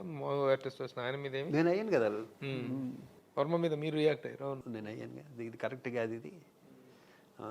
అల్లు అరవింద్ గారు అయితే దారుణంగా తిట్టారు, డెఫినెట్గా తిడతారు, భయంకరంగా డెఫినెట్గా తిడతారు. చాలా సంవత్సరాలు అయిపోయింది, మళ్ళీ నన్ను తిట్టేందుకు ఇప్పుడు. తర్వాత మళ్ళీ అదే శ్రీరెడ్డి రాంగోపాల్ వర్మ మీద భయంకరంగా రివర్స్ అయింది, మామూలు రివర్స్ అవ్వాలి. ఒకప్పుడు కాకపోయినా ఒకప్పుడు తెలుస్తుందిగా ఎవరు ఏంటి అన్నది. సరే, ఆ ఎలక్షన్స్లో ఆ గొడవ అలా జరిగింది. సరే, ఒక ఫ్లేరప్ అయిపోయింది, అసలు పెద్ద నేషనల్ ఇష్యూలాగా అది కాస్టింగ్ కౌచ్ అనేటువంటి ఒక విషయానికి టర్న్ అయిపోయింది. అమ్మాయి మంచిగా చేసింది, ఒక విధంగా చాలా మంచి జరిగింది, మొత్తం నో డౌట్. అమ్మాయి చాలా మంచిగా చేసింది, ఎందుకంటే దానివల్ల చాలా మంది అమ్మాయిలకి సెక్యూరిటీ వచ్చింది, ఇండస్ట్రీలో వచ్చిన అలర్ట్నెస్ కూడా వచ్చింది అసలు ఆ విషయంగా. సరే, సంతోషం, అంతవరకు ఓకే. ఆ కాంట్రవర్సీ ఇష్యూ అలా అయిపోయింది. తర్వాత మళ్ళీ ఎలక్షన్స్ అప్పుడు మీరు ప్రెసిడెంట్గా నిలబెడుతుంటే నాగబాబు గారు ఇతనికి మద్దతు ప్రకటిస్తాం, నరేష్ గారికి మద్దతు, టోటల్గా ఏంటి జీవిత రాజశేఖర్. ఇప్పుడు విచిత్రం ఏంటంటే జీవిత రాజశేఖర్ కూడా నేను క్లోజ్, బాగా మేము ముగ్గురు కూడా క్లోజ్ అయ్యాయి, నన్ను అన్నయ్యనే అంటుంది. అలాగే నేను రాజశేఖర్ బాగా అనుకుంటాం బాగా. ఆయన లాంటి దాని ధర్మాలు చాలా చేస్తాడు. ఆయన కూడా 10 లక్షలు ఇచ్చాడు పాపం మూవీ ఆర్టిస్టేషన్, ఒక్కడే చెప్పలే, నేనే చెప్పుకున్నాను అన్నాడు. పెట్టి నువ్వు ఎలాగే చెప్పట్లేదు, నేను 10 లక్షలు ఇచ్చాడు ఆయన. తన దగ్గర డబ్బులు లేకపోతే వేరే చోటని తీసుకొచ్చి ఇచ్చాడు. అవును, నాకు అర్థం కాదు ఏంటంటే, అదే నేను అందుకని రాను ఇంటర్వ్యూలకి. నాకు టెక్నికల్ ప్రాబ్లం అంటే లోపల ఒకటి ఉండి బయట ఒకటి మాట్లాడలేను, ఈ చెంచాలు కొట్టలేను, ఇంకొకటి పుట్టుపుంజాన్ని పొగడలేను. నాగబాబు అన్న వ్యక్తి నాకు ప్రాణ స్నేహితుడే, ఇంకా అలా ఎంత చెప్పినా తక్కువే, ఎంత చెప్పినా తక్కువే. నాకు పెద్ద దిక్కు నాగబాబు అన్నతను, నాకు పెద్ద దిక్కు అయ్యా నిజంగా. నాకు చాలామంది అంటారు బయట నాగబాబు చెప్తే శివాజీ వింటాడు, అది నిజం, అంత క్లోజ్గా ఉండేవాళ్ళు. ఎందుకు సడన్గా రేపు ఎలక్షన్లు అనగా అసలు నా మీద నరేష్ నగ్గడం అన్నది ఇంపాసిబుల్, అలాగే శ్రీకాంత్ ఓడిపోవడం అన్నది కూడా ఇంపాసిబుల్. మీ ఇద్దరు చేసిన మంచి పనులు ఇప్పటికీ చెప్పుకుంటూనే ఉంటారు అందరూ. రేపు ఎలక్షన్ అనగా ఈరోజు వెళ్ళిపోవాలి, ఇద్దరి మధ్యలో కూర్చుంటే నాకు పెద్ద ప్రొడ్యూసర్ ఫోన్ చేసి బావా అన్నది, బావ అంటాడు, బావా చూడు నాగబాబు రెడ్డికి వెళ్తే జోక్ అయిపోవా, టెన్షన్లో ఉన్నాం అందరూ, రేపు ఎలక్షన్లు అంటున్నా. లేదు లేదు వెళ్ళు అక్కడ అక్కడ ఏదో ప్రెస్ మీట్ పెట్టారు, అక్కడ వెళ్ళి నాగబాబు వెళ్తున్నాడు అక్కడికి, నువ్వు ఫోన్ ఫోన్ చేస్తుంటే ఎత్తలే. ఇదేంటి ఎత్తట్లేదు ఏంటి, నిజమా ఇది అనుకున్నాను. తెర చూస్తే స్క్రోలింగ్ నిజం. నా ప్లేస్లో ఏమన్నా ఉంటే గుండె అయిపోద్ది. అంటే నాకు ఎంతంటే అసలు వాళ్ళ ఫ్యామిలీతో నాకున్న రిలేషన్. నరేష్కు మద్దతు ప్రకటిస్తున్నటువంటి నాగబాబు అనేటువంటిది స్క్రోలింగ్ వెళ్ళి మధ్యలో కూర్చున్నాడు. జీవిత రాజశేఖర్ మొత్తం అంతా అందరూ ఉండవు కూర్చోవడం నేను తప్పు అంటలే. ఇక్కడ శ్రీకాంత్ ఇంట్లో మనిషే. శ్రీకాంత్ కన్నా 10 ఏళ్ళ ముందు నుంచి నేను ఇంట్లో మనిషిని. అది కాకుండా మీరు అంతా మీ ప్యానల్ అంతా కూడా చిరంజీవి గారి బ్లెస్సింగ్స్తో, చిరంజీవి గారి బెస్ట్ విషెస్తో ఫామ్ అయిన ప్యానలే కదా మీది. ఆయన బ్లెస్సింగ్స్తోనే ఫామ్ అయిన ఫ్యామిలీ. ఆయన అంటే ఆయన అందరికీ సపోర్ట్ చేస్తారు, ఒక్కరికి కాదు. ఎవరు మంచి ఆయన ఎప్పుడు ఆయన దగ్గరికి పలానా వాళ్ళు పని మీద వెళ్తే నువ్వు ఇది నీకు చేయనని ఉండదా, నో డౌట్ దాంట్లో. నా వరకు దేవుడు నాకు, ఎందుకంటే ఆయన ఇన్స్పిరేషన్ నాకు. శివాజీ న్యాచురల్గా నేను వెళ్ళాను, ఉండమంటారు. ప్రభు వచ్చాడు, 30 ఏళ్ళ నుంచి ప్రభు కూడా పరిచయం. సార్ నేను ఉందాం అనుకున్నా, ఉండు అంటారు. శ్రీకాంత్ వెళ్ళి ఉండంటే ఉండు అంటారు. ఉండని ఎందుకు చెప్తారు? ఆయన ఆల్ ద బెస్ట్ అని చెప్తారు కదా. వెళ్ళి నాగబాబు సడన్గా వెళ్ళి అక్కడ కూర్చుండేవాడికి, స్కూల్కి కూర్చున్నోడికి నిజమని మళ్ళీ ఫోన్ చేస్తాను నాగబాబుకి. నాగబాబు అసలు నాది రింగ్ అవగానే ఎత్తాడు నాగబాబు. మా ఇద్దరు రిలేషన్ ఎప్పటి నుంచి, మా 85 నుంచి, మా 86 నుంచి మా ఇద్దరిది. పైకి ఇద్దరు నాగబాబు కొనుక్కోమంటే ఎన్నో కొనుక్కున్నావు, ఇప్పుడు ఉన్నది ఇల్లు ఇప్పుడు ఉండేది నా ఎదురుగుండా నాగబాబు. అవునవును, మా పిల్లల ఇంట్లో మా నేహ మా దగ్గర ఉండేది. ఇప్పుడు అసలు బాగా నేను బ్రదర్లీ. సో అలా ఉండి నాకు తట్టుకోలేకపోయాను నేను. తర్వాత నేను ఎలా పని చేశాను, తిట్టాను కదా, వేరే విషయం. తిట్టుకోవద్దు నాగబాబుని. మా ఇంట్లో నాతో చాలా రోజులు మాట్లాడలేదు, నాగబాబుని అన్నానని. మా ఇంట్లో వాళ్ళు మాట్లాడలేదు చాలా రోజులు, అంటే 2-3 నెలలు మాట్లాడలేదు. అవును, 2-3 months మా ఇంట్లో వాళ్ళు అసలు నన్ను మాట్లాడటం మనిషరే. నేను ఫారెన్ వెళ్ళిపోయా కొన్నాళ్ళు ఎలక్షన్స్ తర్వాత. సో అది నైట్ ఓవర్ నైట్ టర్న్ చేసేసి వెళ్ళాడు. నాకు తర్వాత ఆలోచించుకుంటే అర్థమైంది ఏంటంటే, నాగబాబు ఎందుకు చేస్తుంటాడు ఆ పని, నాగబాబు ఎందుకు చేస్తుంటాడు చేయడే. నేను తట్టుకోలేకపోతున్నా.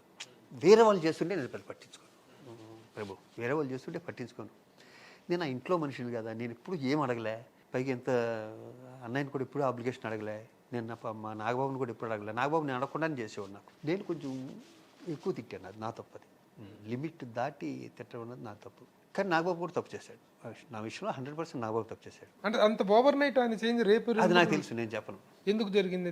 నేను అనుకోవటం ఏమిటంటే, ఆ రోజు అక్కడ జరిగిన దాంట్లో పవన్ అన్న మాటే గుర్తొస్తుంది. అదే ఉంటుంది 90. అంతకుముందు శ్రీరెడ్డి విషయంలో జరిగిన దానికి పాయింట్ ఆఫ్ వ్యూలో చూసుకొని నెక్స్ట్ టైం నేను ప్రెసిడెంట్గా ఉన్న ఏదో అన్నారు కదా, అప్పుడు అది అయి ఉంటుందా, పవన్ ఇంత ఆలోచించి ఇలా తమ్ముడితో చెప్తాడా అన్నది కూడా ఒకటి ఉంటుంది. న్యాచురల్గా ఇంత ఆలోచిస్తాడా దీని గురించి అన్నది కూడా ఉంటుంది. ఈ విషయంలో చిరంజీవి గారు ఇది కానీ అందరూ అనుకోవటం ఏంటంటే, చిరంజీవి గారు ఇది తెలియకుండా నాగబాబు ఇంత నిర్ణయం తీసుకోరు కదా, చిరంజీవి గారికి తెలిసే ఉంటుందనే. అసలు 1.1% కూడా అన్నయ్య తెలియదు. ఈ టాపిక్ ఆపేద్దాం ఇక్కడతో. అసలు అన్నయ్యకి సంబంధం లేదు నాకు తెలుసు. ఆ తర్వాత అన్నయ్య కూడా బాధపడ్డారని తెలుసు. అలా అన్నయ్య తెలియదు. దాని ఎఫెక్ట్ అయి ఉంటుంది, ఎఫెక్ట్ అయి ఉంటుంది పవన్ కళ్యాణ్. అది కూడా నేను చెప్పను, ఎందుకంటే పవన్ ఇంత ఆలోచించి అంత ఖాళీగా ఉంటాడు. ఆయన ఇన్ని బిజీ, ఇంత దానికే పొద్దున్న లేస్తే ఖాళీ ఉండదు అసలు. సరే అది కాదు మరి, ఈ విషయం అంత ఓవర్ నైట్ జరిగింది. ఒక్కసారిగా మూవీ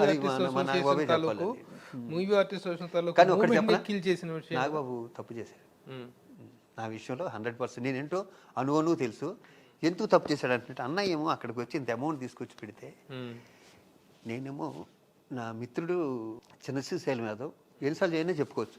శ్రీశైలం నాకు ప్రాణమిత్రుడు, ఎప్పటి నుంచి ఇప్పుడు కాదు, ఎప్పటి నుంచి 83 నుంచి. తనేమో 7 ఎకరాలు ఒక సెట్ చేసి పెట్టాడు దీని గురించి. 7 ఎకరాల స్థలం. వీటన్నిటికన్నా ఆశ్చర్యం ఏంటంటే, అది చిరంజీవి గారి పేరు మీద ఓల్డ్ ఏజ్ హోమ్. అన్నీ ఇన్ని కష్టపడి వీడు చేస్తుంటే నాకు సపోర్ట్ చేయవలసింది పోయి అటే వెళ్ళాడు. అది మూలపడిపోయింది. ఆ ఓల్డ్ ఏజ్ హోమ్ అయిపోయేది ఇప్పటికి. అది కోపం తప్పితే లేకపోతే నాగబాబు నాకు చేసినన్ని ఎవరు చేయలే.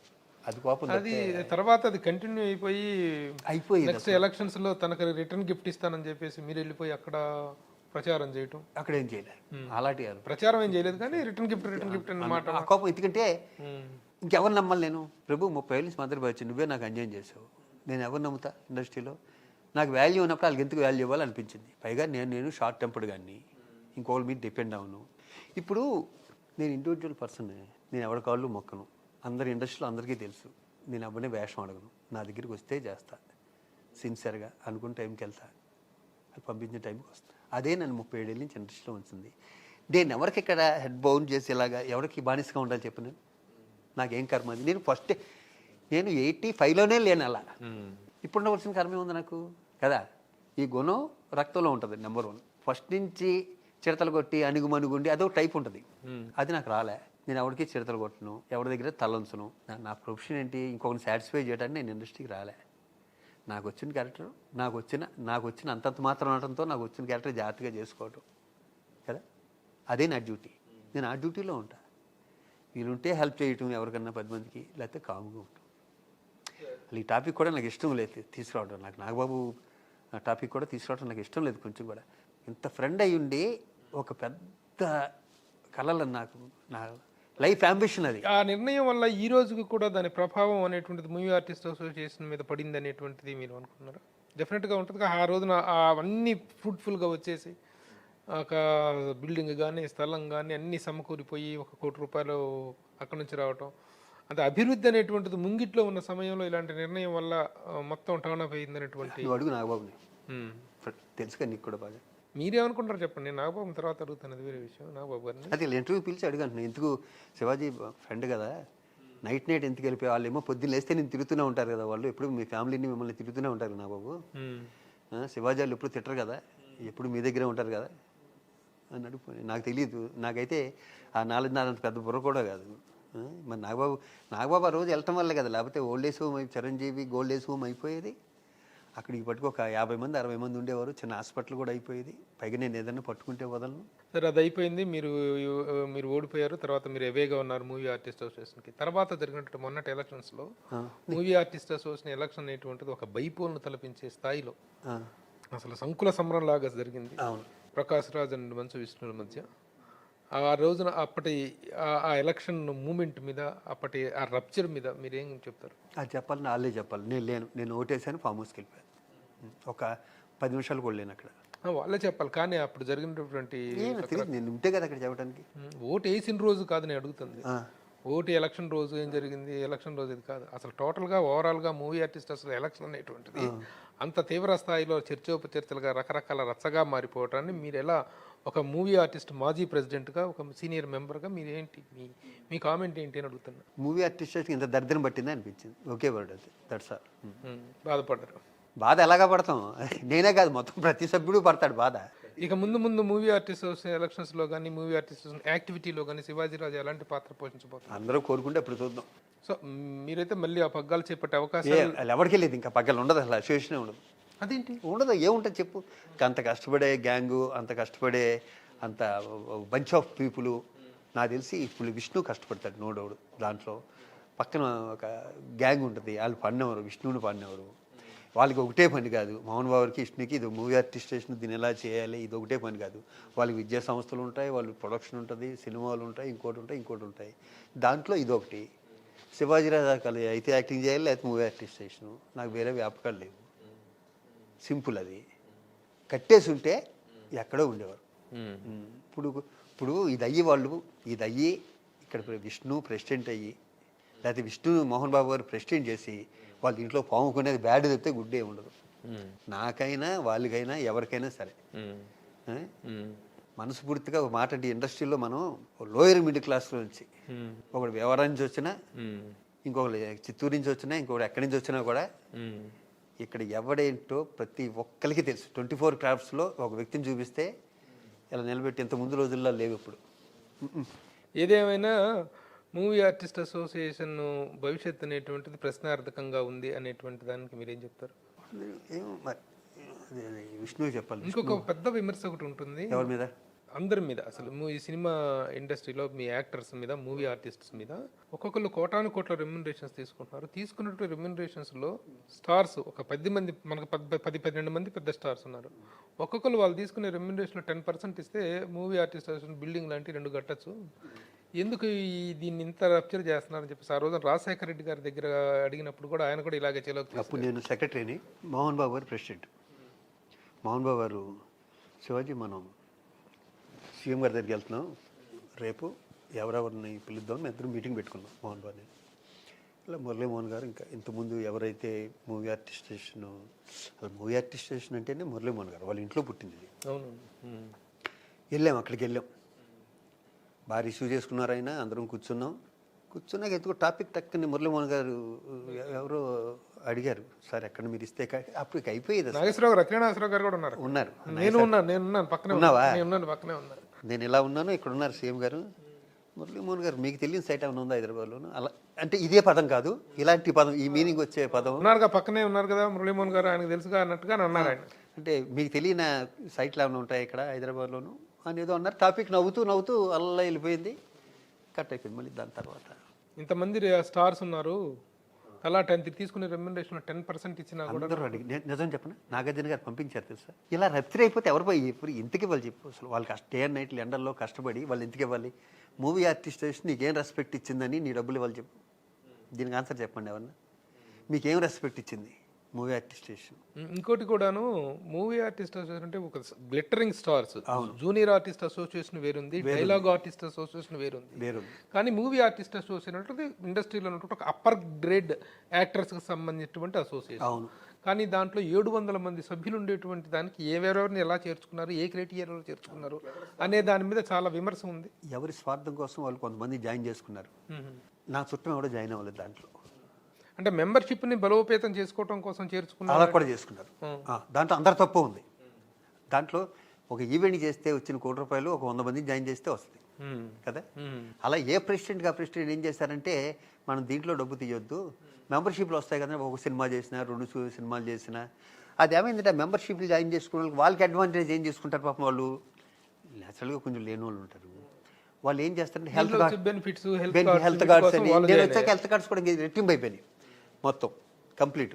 కాకపోతే దీనివల్ల ఇప్పుడు నాన్ ప్రామినెంట్ యాక్టర్స్ కూడాను, జూనియర్ ఆర్టిస్టులు కూడా చాలా మంది తీసుకోవడం వల్ల ప్రతిసారి ఈ రప్చర్ అనేటువంటి అప్పుడు ఏమైనా పెద్ద హీరోలు రావడం మానేస్తారు. దాంతో దీని తాలూకు గ్లామర్, దీని తాలూకు ఒక హైప్ అనేటువంటి పోయింది.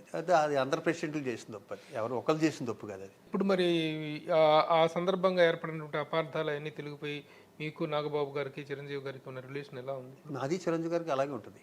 అవును, నాది చిరంజీవి గారికి సంబంధం ఉంది. ఆయన ఎప్పుడు నా మంచి కోరుకుంటారు, చెప్పారుగా. ఆయన చెప్తేనే విన్నాను, దేవుడు చెప్పిన అవును. అదే 22వ సంవత్సరం 22 సంవత్సరాలైంది చిరంజీవి గారి మాట మీద సిగరెట్ అనేటువంటిది మానేసి. ఇన్సిడెంట్ ఏంటి చెప్పండి ఒకసారి, ఏం జరిగింది? చెప్పాను ఇంతకుముందు. లేదు ఒకసారి చెప్పండి. 2000 ఇయర్ అంటే 22 ఏళ్ళ క్రితం ఆయనకి చాలా మంచి పల్లెటూరు గెస్ట్ హౌస్ ఉంది బెంగళూరులో. అక్కడికి ఫ్యామిలీస్తో, నేను ఫ్యామిలీ, శ్రీకాంత్ ఫ్యామిలీ, మా రవితేజ, సౌందర్య గారు, అల్లు అరవింద్ గారు, నాగబాబు గారు, పవన్ కళ్యాణ్ గారు అందరం కలిసి 20 సంవత్సరాలు అక్కడ ఎంజాయ్ చేద్దాం అక్కడికి వెళ్ళాం. ఆయన పెద్ద సిగరెట్ అలవాట్లేదు, నేను మా వాడు శ్రీకాంత్ ఇద్దరం కలిసి చూసి 12 గంటలకి చూసి అది ఇలా జరుపుతూనే ఉన్నాం. పక్క వాళ్ళు ఎవరిదో కాలు దొక్కేస్తున్నా, ఎవరిదో తీసుకొచ్చి ఏంట్రా ఇది. 12 దాటిపోయింది, మొత్తం అందరూ వెళ్ళిపోయారు, సౌందర్య అంతా వెళ్ళిపోయారు. మేము ముగ్గురును, నేను, అన్నయ్య, చిన్న హట్ కింద ఉంటుంది. అన్నయ్య, నేను, మా శ్రీకాంత్, పవన్కి ఏం అలవాట్లేదు, తను అసలు మామూలు కూర్చుంటాడు. చిన్నాక చూస్తే ఏంట్రా సిగరెట్లు, ఏంటి సిగరెట్లు మనమే కాల్చినే ఉన్నాయన్నాను. ఎందుకు కాల్చడం ఏంట్రా, ఇలా అయితే మనం ఉంటాం రా, చిచి చండాలంగా ఉందా సార్, పైగా మీరు ఇంకెప్పుడు కాల్చొద్దు, మనం ఒట్టేయండి, ఎప్పుడు సిగరెట్ కాల్చండి, నేను ఇంటి ఇష్టం కదా ఒట్టేయండి అన్నారు. ఫస్ట్ నా చేయబడింది, అన్న ఇంకెప్పుడు కాల్చను అని. అంతకుముందు నా గురించి చెప్పుకుంటా. ప్రతి December 31st సిగరెట్ మానేస్తాను. ఫస్ట్ మొదలు పెట్టేసాడు, ఇది వ్యవహారం నుంచి అంతే. అలాగే శ్రీకాంత్, వాడు నా మీద ఒట్టేశాడు, నాన్న మీద ఒట్టేశాడు, ఇండస్ట్రీ మీద ఒట్టేశాడు, ఆడి మీద ఒట్టేశాడు, అందరి మీద ఒట్టేశాడు మావాడు. వాడు అంతే. ఇలాంటి 2 ముదురులు అన్నయ్యకి ప్రామిస్ చేశాం సిగరెట్ మానేస్తామని. చెయ్యలా తీసాను, చెయ్యి ఎక్కడికి వెళ్ళి పీకేస్తుంది.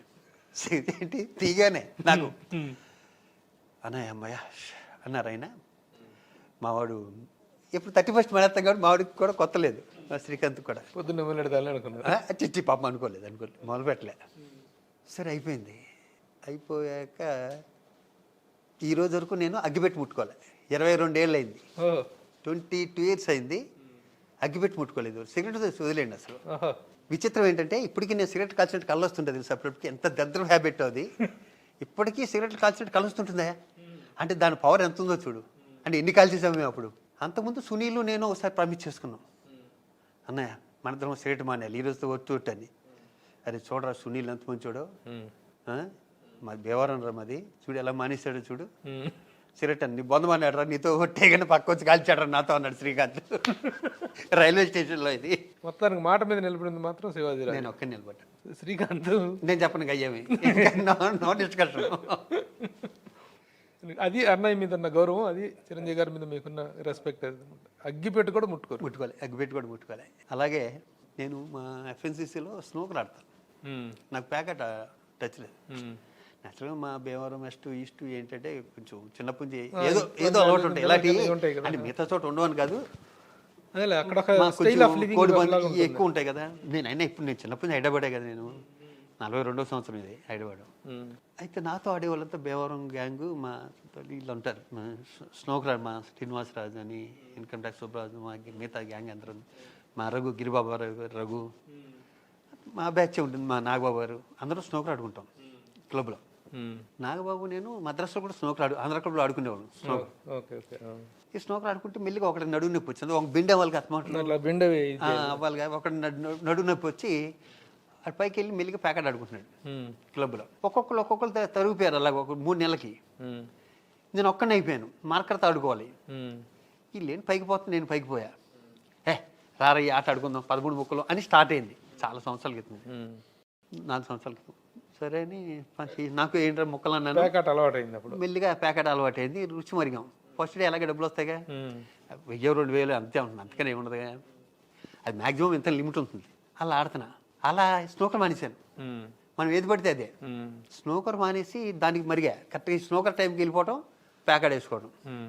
అది ఎలా తెలిసింది, అన్నయ్యకి తెలిసిపోయింది. నేను హాస్పిటల్లో ఉన్నా, స్టంట్ వేసి హాస్పిటల్లో అన్నయ్య ఫోన్ చేశారంటే నేను ఏమనుకుంటాను, హెల్త్ ఎలా ఉంటుంది, ఎలా ఉన్నావు, ఏంటి, ఏమైంది, ఏం టెన్షన్ ఏంటి నీకు అడగటం కోసం అనుకున్నా. ఫోన్ ఎత్తటమే, ఓహో ఈ కూడా మొదలు పెట్టావా ఆయన. ప్యాకెట్ అంటే ఆయన ఏమనుకుంటారు, పెద్ద ప్యాకెట్ ఆడుతున్నారు అనుకుంటారుగా, అది తెలియదుగా. 2000 1000 ఆడుతున్నారు. ఆయన ఉద్దేశంలో 2000 1000కే ఒకప్పుడు ఎప్పుడు 20 ఏళ్ళ క్రితం 100 రూపాయలు పెట్టి బౌలింగ్ గాలి ఆడితే తిట్టారు. 100 రూపాయలు ఒక ఆట ఆడతారా మీరు అని. అయ్యో మీరేంటిది, నేను హెల్త్ బాగాలేదు కదా దాని గురించి అడుగుతారంటే ఇదేంటి అని కరెక్ట్గా 25 to 30 minutes same brain wash. ఇంకెళ్ళను ఇంకా ఆనండి అన్న. ఇది 3 కరెక్ట్గా 3 years అవుతుంది. ఆ క్లబ్కి నేను వైస్ ప్రెసిడెంట్, ఎఫ్ఎన్సీసీ క్లబ్కి. ఈ రోజు వరకు రూమ్లోకి వెళ్ళా, ఈ రోజు వరకు ఆ కార్డ్స్ రూమ్లోకి వెళ్ళా ఈ రోజు వరకు. సో ఆయన మాట అంటే ఎంత గౌరవం, ఎంత విలువ, ఇష్టం. అది అది మా నాగబాబు తెలియదు. అదే ఎంత దురదృష్టం. అన్నీ తెలుసు కానీ ఇట్ హ్యాపెండ్ లైక్ దట్, అంతే. సరే, అట్లాగే మీది ఒక బ్యాచ్, శ్రీకాంత్, విను, ఇది శివాజీ రాజా, ఉత్తేజి, బండ్ల గణేష్ మళ్ళీ విచిత్రంగా అనిపిస్తుంటుంది. అసలు అందులో ఒక చిన్న క్యారెక్టర్ వస్తుంది, అంతకుముందు చిన్న చిన్న వేషాలు. లేదు బండ్ల గణేష్ వినోదం ఫస్ట్ సినిమా. అంతకుముందు తను చాలా కష్టపడి వచ్చాడు, తను కూడా కర్ణాటక. నాకు ఎలా పరిచయం అంటే 3 కర్ణాటక, మా శ్రీకాంత్ది, మా బండ్ల గణేష్ది, ఆవుతి ప్రసాద్ నేను classmates film institute. Srikanth junior, Srikanth, Puri Jagannath garu, ఈ బండ్ల గణేష్ వెళ్తే 1 year అటు ఇటు batch, 7th batch 6th batch అలా ఏదో ఉంది మొత్తానికి. ఎలా అయితే ఈ గణేష్ చిన్నోడు, మా అందరికి బాగా 10-12 ఏళ్ళు చిన్నోడు ఉంటాడు మాకన్నా. అప్పుడు అదే తొత్తర, సేమ్ ఇప్పుడు ఏం తొత్తర ఉందో ఇంకా చిన్న తొత్తర. అప్పుడు ఎప్పుడు నేను శ్రీకాంత్ ఎప్పుడు గన్ని అని పిలుస్తాం. వాళ్ళు మాత్రం మా ఫాదర్ ఎవరో మొన్నే మా ఫాదర్ తర్వాత శివాజీ అన్న, శ్రీకాంత్ నన్ను ఎప్పుడు అన్నయ్య అంటాడు, ఇలా పిలుస్తారు అని. నాకు ఆడి మీద ఒక ఒపీనియన్, బండ్ల గణేష్ ఈ తొత్తరగాడి అసలు అని. ఎలా తొత్తర ఉండేదంటే, ఇప్పుడు శ్రీకాంత్ నేను బయటికి వెళ్ళి వస్తే వాడు శ్రీకాంత్ ఇంట్లో కూర్చుని మా శ్రీకాంత్ వాళ్ళ ఫాదర్తో మాత్రం వాళ్ళిద్దరు బీరు కొట్టడానికి వెళ్ళిపోయారు, బీరు వేసేస్తున్నారు వాళ్ళిద్దరూ, అది సంబంధం లేదు తుత్తర అని చెప్పేవాడు. ఆ చిన్నోడు బాగా, ఇది 25 ఏళ్ళ క్రితం. అది మా ఇద్దరు మనసులో పెట్టుకునేవాళ్ళం. పెట్టుకుని తలుపేసి ఏంట్రా చెప్పారు ఇంట్లో అని జడిపించేవాళ్ళం అని. మన్నాడు షూటింగ్ ఉండేది ఎప్పుడో, నా చేతిలో కర్ర ఉండేది. ఏంగనే ఇంట్లో ఏం చెప్పావరా, ఏం చెప్పాను అన్నా అది బల్లి ఫేసు భలే ఉంటుంది. సేపుడికి ఎలా పెడతాడు, నేను చెప్పాను అన్నాను. లేదు నాతో ఏం చెప్పావు, అమ్మతో ఏం చెప్పావు, మీ ఇద్దరు రాత్రి అటుకెళ్ళి ఏం చెప్పావు, నేను చెప్పాను. చెయ్యలా పెట్టు అని వాళ్ళు పేర్లు కూడా అబ్బా అబ్బా అబ్బా తిరుగుతుండేవాడు సెట్ అంతా. ఇప్పటికీ చెప్తాడు నన్ను తెగొట్టేవాడు శివాజీ అన్న అని. ఆడి మీద పడిపోయింది తుత్తలు ఇడితో జాగ్రత్తగా ఉండాలి అని ఇన్ని సంవత్సరాలు ఆడి పెద్ద ప్రొడ్యూసర్ అయిపోయి నెంబర్ 1 ప్రొడ్యూసర్ అయిపోయి పవన్ కళ్యాణ్ గారు లాంటి పెద్ద హీరోతో సినిమాలు తీసి ఏం తీసినా నాకు కానీ శ్రీకాంత్ కానీ మేము గన్నే ఎరగనే అని అంటాం. ఎప్పుడు అంటాం. వాడు కూడా మన్నాయని పిలుస్తాడు. ఒక వ్యక్తి మీద అభిప్రాయం మార్చడానికి ఒక చిన్న సిచ్యువేషన్ చాలు. నాకు గణేష్ మీద నాకు ఒక అభిప్రాయం, వీడితో జాగ్రత్తగా ఉన్నాను రాబు ఎందుకు వచ్చింది అన్న అభిప్రాయం ఉంటుంది. మొన్న మాటల సందర్భంలోనూ చాలా కలిసి అన్నయ్య నేను ఒక అమ్మాయిని పెంచుకున్నాను శివాజీని 2-3 రోజుల క్రితం నాకు ఫోటో చూపించాడు. అక్కడనే భలే ఉందిరా, చాలా మంచి పని చేసావు కానీ ఇది కదరా ఇలాంటివి కదరా చేయాలి మనం అన్నాను. అన్నయ్య ఇది మా ఇంట్లో ఉంటారన్న వీళ్ళు నేపాల్ వాళ్ళు అన్నాడు. చాలా బాగుంది కానీ చాలా మంచి పని చేసేవరా అన్నాను. అన్నాక మా గణేష్ ఫోటోలు చూపిస్తున్నాడు. అమ్మాయి బంగారు తల్లి ఉంటుంది చూడు అలా ఉంది ఫేసు. ఈవిడు ముద్దు పెట్టుకుంటా అది నాన్న నాన్న అంట. మా చెల్లి గణేష్ వాళ్ళ మిసెస్తో కూడా అలా అంత క్లోజ్గా ఉంటా. పూజగా ఒళ్ళో కూర్చోబెట్టుకుని వాడి పిల్లలు కూడా గణేష్ పిల్లలు కూడా మా పిల్లలు పెద్దోళ్ళు అయిపోయారు కదా, ఇంకా పెంచుకుని దాన్ని వదలట్లేదు. వాడు 10 నిమిషాలు నాతో కూర్చుంటే 10 నిమిషాలు ఆ పాప గురించి చెప్తాడు. న్యాచురల్గా సొల్లు కౌరులు చెప్తాడు. కానీ ఊర్లో ఉన్న కౌరులు సొల్లు కౌరులు ప్రపంచానికి పనిచేయని కౌరులో ఆడికి పనికొచ్చే కౌరులో ఇవే ఉంటాయి వాడితో. అలాంటిది గమ్మత్తుగా ఒక లైఫ్ అచీవ్ చేశానన్నా నేను అన్నట్టే చెప్తున్నాడు ఈ అమ్మాయి గురించి. నాకు తెగ నచ్చేసేవారు కానీ హగ్ చేసుకుని సూపర్ రా, నేను ఇంటికి వస్తాను నేను చూడటాను, రాను ఇప్పుడే రాను, ఇప్పుడు కాదు నేను వస్తాను వెళ్ళాను. ఇంటికి వెళ్ళిపోయి నైట్ దాంతో ఫోన్ చేయించాడు 2-3 రోజుల క్రితం. బండ్ల గణేష్ పెద్దన్న దా ఇంటికి అంటుంది. అది ఇటు చెప్తున్నాడు పక్క నుంచి ఇలా పిలువు అని చెప్తున్నాడు. అరే చాలా మంచి పని చేసావు కానీ నిజంగా నా దృష్టిలో అయితే నువ్వు అక్కడ ఉన్నావు ఇప్పుడు. అదే హ్యాట్స్ ఆఫ్ గణేష్. ఎందుకంటే ఏంటి ఆ పాప ఏది మరి అదైతే చెప్పాడు నాకు. తను ఎప్పుడు అడుగును ఇంటర్వ్యూ చేసి, ఎందుకంటే నాకు గణేష్ ఈ విషయంలో తెగ నచ్చేసాడు. ఇలాంటి పని ఒకప్పుడు మేము చేద్దాం అనుకుని చేయలేకపోయాం. అదో సపరేట్ స్టోరీ అది. తను చేశాడు. పైగా తను అంటే మరి చెప్పొచ్చో చెప్పకూడదు, అది పర్సనల్ విషయం. నేను ఇది అంటే మంచి పని చేశాడు కదా గణేష్. నాకు ఇంట్లో మనిషి తమ్ముళ్ళు అంటారు. ఈ లాంగ్ పీరియడ్ 30 years అన్నయ్య అన్న అని పిలుస్తాడు. పైగా నేను చెప్పింది వింటాడు గణేష్. అదే అంటే మనం ఆయన ఎత్తుకోను, ఆ ముద్ర క్యాండిడేట్ అది. వాడిని అందుకో కెపాసిటీ ఉండదుగా మనకి. ఈ మంచి పని చేసేవాడికి నేను వాడికి హ్యాట్స్ ఆఫ్ గణ్య అనుకున్నా. అసలు అమ్మాయితో వాడు ఎంత ఊయల్లో కూర్చోబెట్టి నాకు ఫోటోలు పంపించాడు. ఆ ఊయల్లో కూర్చోబెట్టి ఊగించాలు అసలు చాలా బాగుంది. అది చాలు, అంతకన్నా తృప్తి ఏం కావాలి కదా. అంతే, అదొక డిఫరెంట్ జెస్చర్.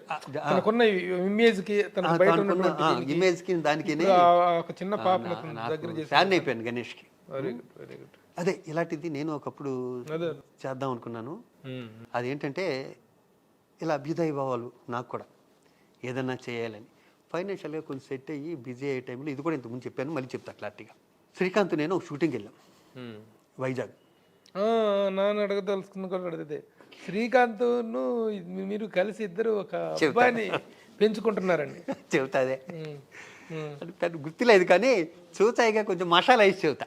అది మామూలుగా చెప్తే పెద్ద ఇంట్రెస్ట్ ఏముంటుంది. అది ఎందుకు చెబుతా అంటే మిగతా వాళ్ళకి ఎవరికైనా పనికి వస్తుంది అని. సరే మేమిద్దరం ఊరికే షూటింగ్ అయిపోయింది. 2 గ్లాసులు మంచినీళ్ళు తాగి అలా బీచ్ వెనకాల బీచ్ అంతా అలా తిరుగుతూ బీచ్లో మంచినీళ్ళు తాగా అర్థం చేసుకున్నాడు అర్థం చేసుకున్నంత చల్లటి మంచినీళ్ళు తాగి ఇద్దరం బీచ్లో కూర్చుని ఇంకేంటి బాబా అది ఇదని మాట్లాడుకుంటూ ఏదన్నా చేయాలరా అనుకుంటే ఎవరినన్నా పెంచుకుందాం బావా. ఎక్కడ ఇది? వైజాగ్ బీచ్లో. ఎవరినన్నా పెంచుకుందాం మనిద్దరం. అవునరా ఏదన్నా మంచి పని చేయాలరా, దేవుడు మనకి మంచి పొజిషన్ ఇచ్చాడు. మా బావ కూడా సెంటిమెంటు అంటే ఎప్పుడైతే ప్రేమ తనన్నా నాకు అంతే. అంటే ఒక పల్లీలు అమ్ముకునేవాడు చిన్న పిల్లోడు. ఆడు పల్లీలు అయిపోతే బాబా ₹2 ఆట అయిపోయాడు. బీచ్లో ఆడికి తల్లి తండ్రి ఎవడ బీచే, వాడికి అమ్మా నాన్న అంతా బీచే. వీళ్ళలో మార్పు తీసుకొద్దాంట మనం, వీడిని పెంచుకుందాం అన్నాను. అరే మాట వెళ్ళారా, పల్లీలు అయిపోయినాయి అన్నాడు. పల్లీలు కదరా రారా శ్రీకాంత్ గారు గుర్తుపెట్టావుంటే చీకట్లో ఉన్నాం కదా గుర్తుపెట్టాడు. ఏం చేస్తావు? పల్లీలు అమ్ముకుంటాను.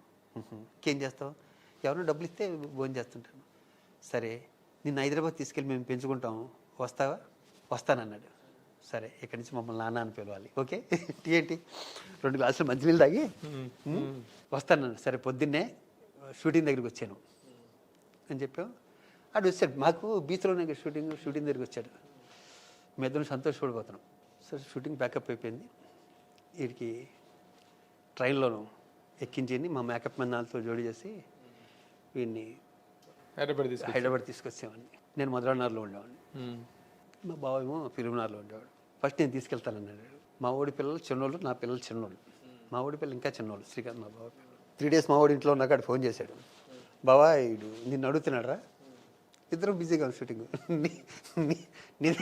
నీ దగ్గరికి పంపిస్తాను అన్నాడు. సరేరా పంపించు. కార్ డ్రైవర్ తీసుకొచ్చి మధురనగర్ మా ఇంట్లో వదిలాడు. నేను ఇంట్లో చెప్పాను కదమ్మా నేను పెంచుకుంటున్నామని. వీడు సగం రోజులు మా బావాళ్ళ ఇంట్లో ఉంటాడు, సగం రోజులు మా ఇంట్లో ఉంటాడు.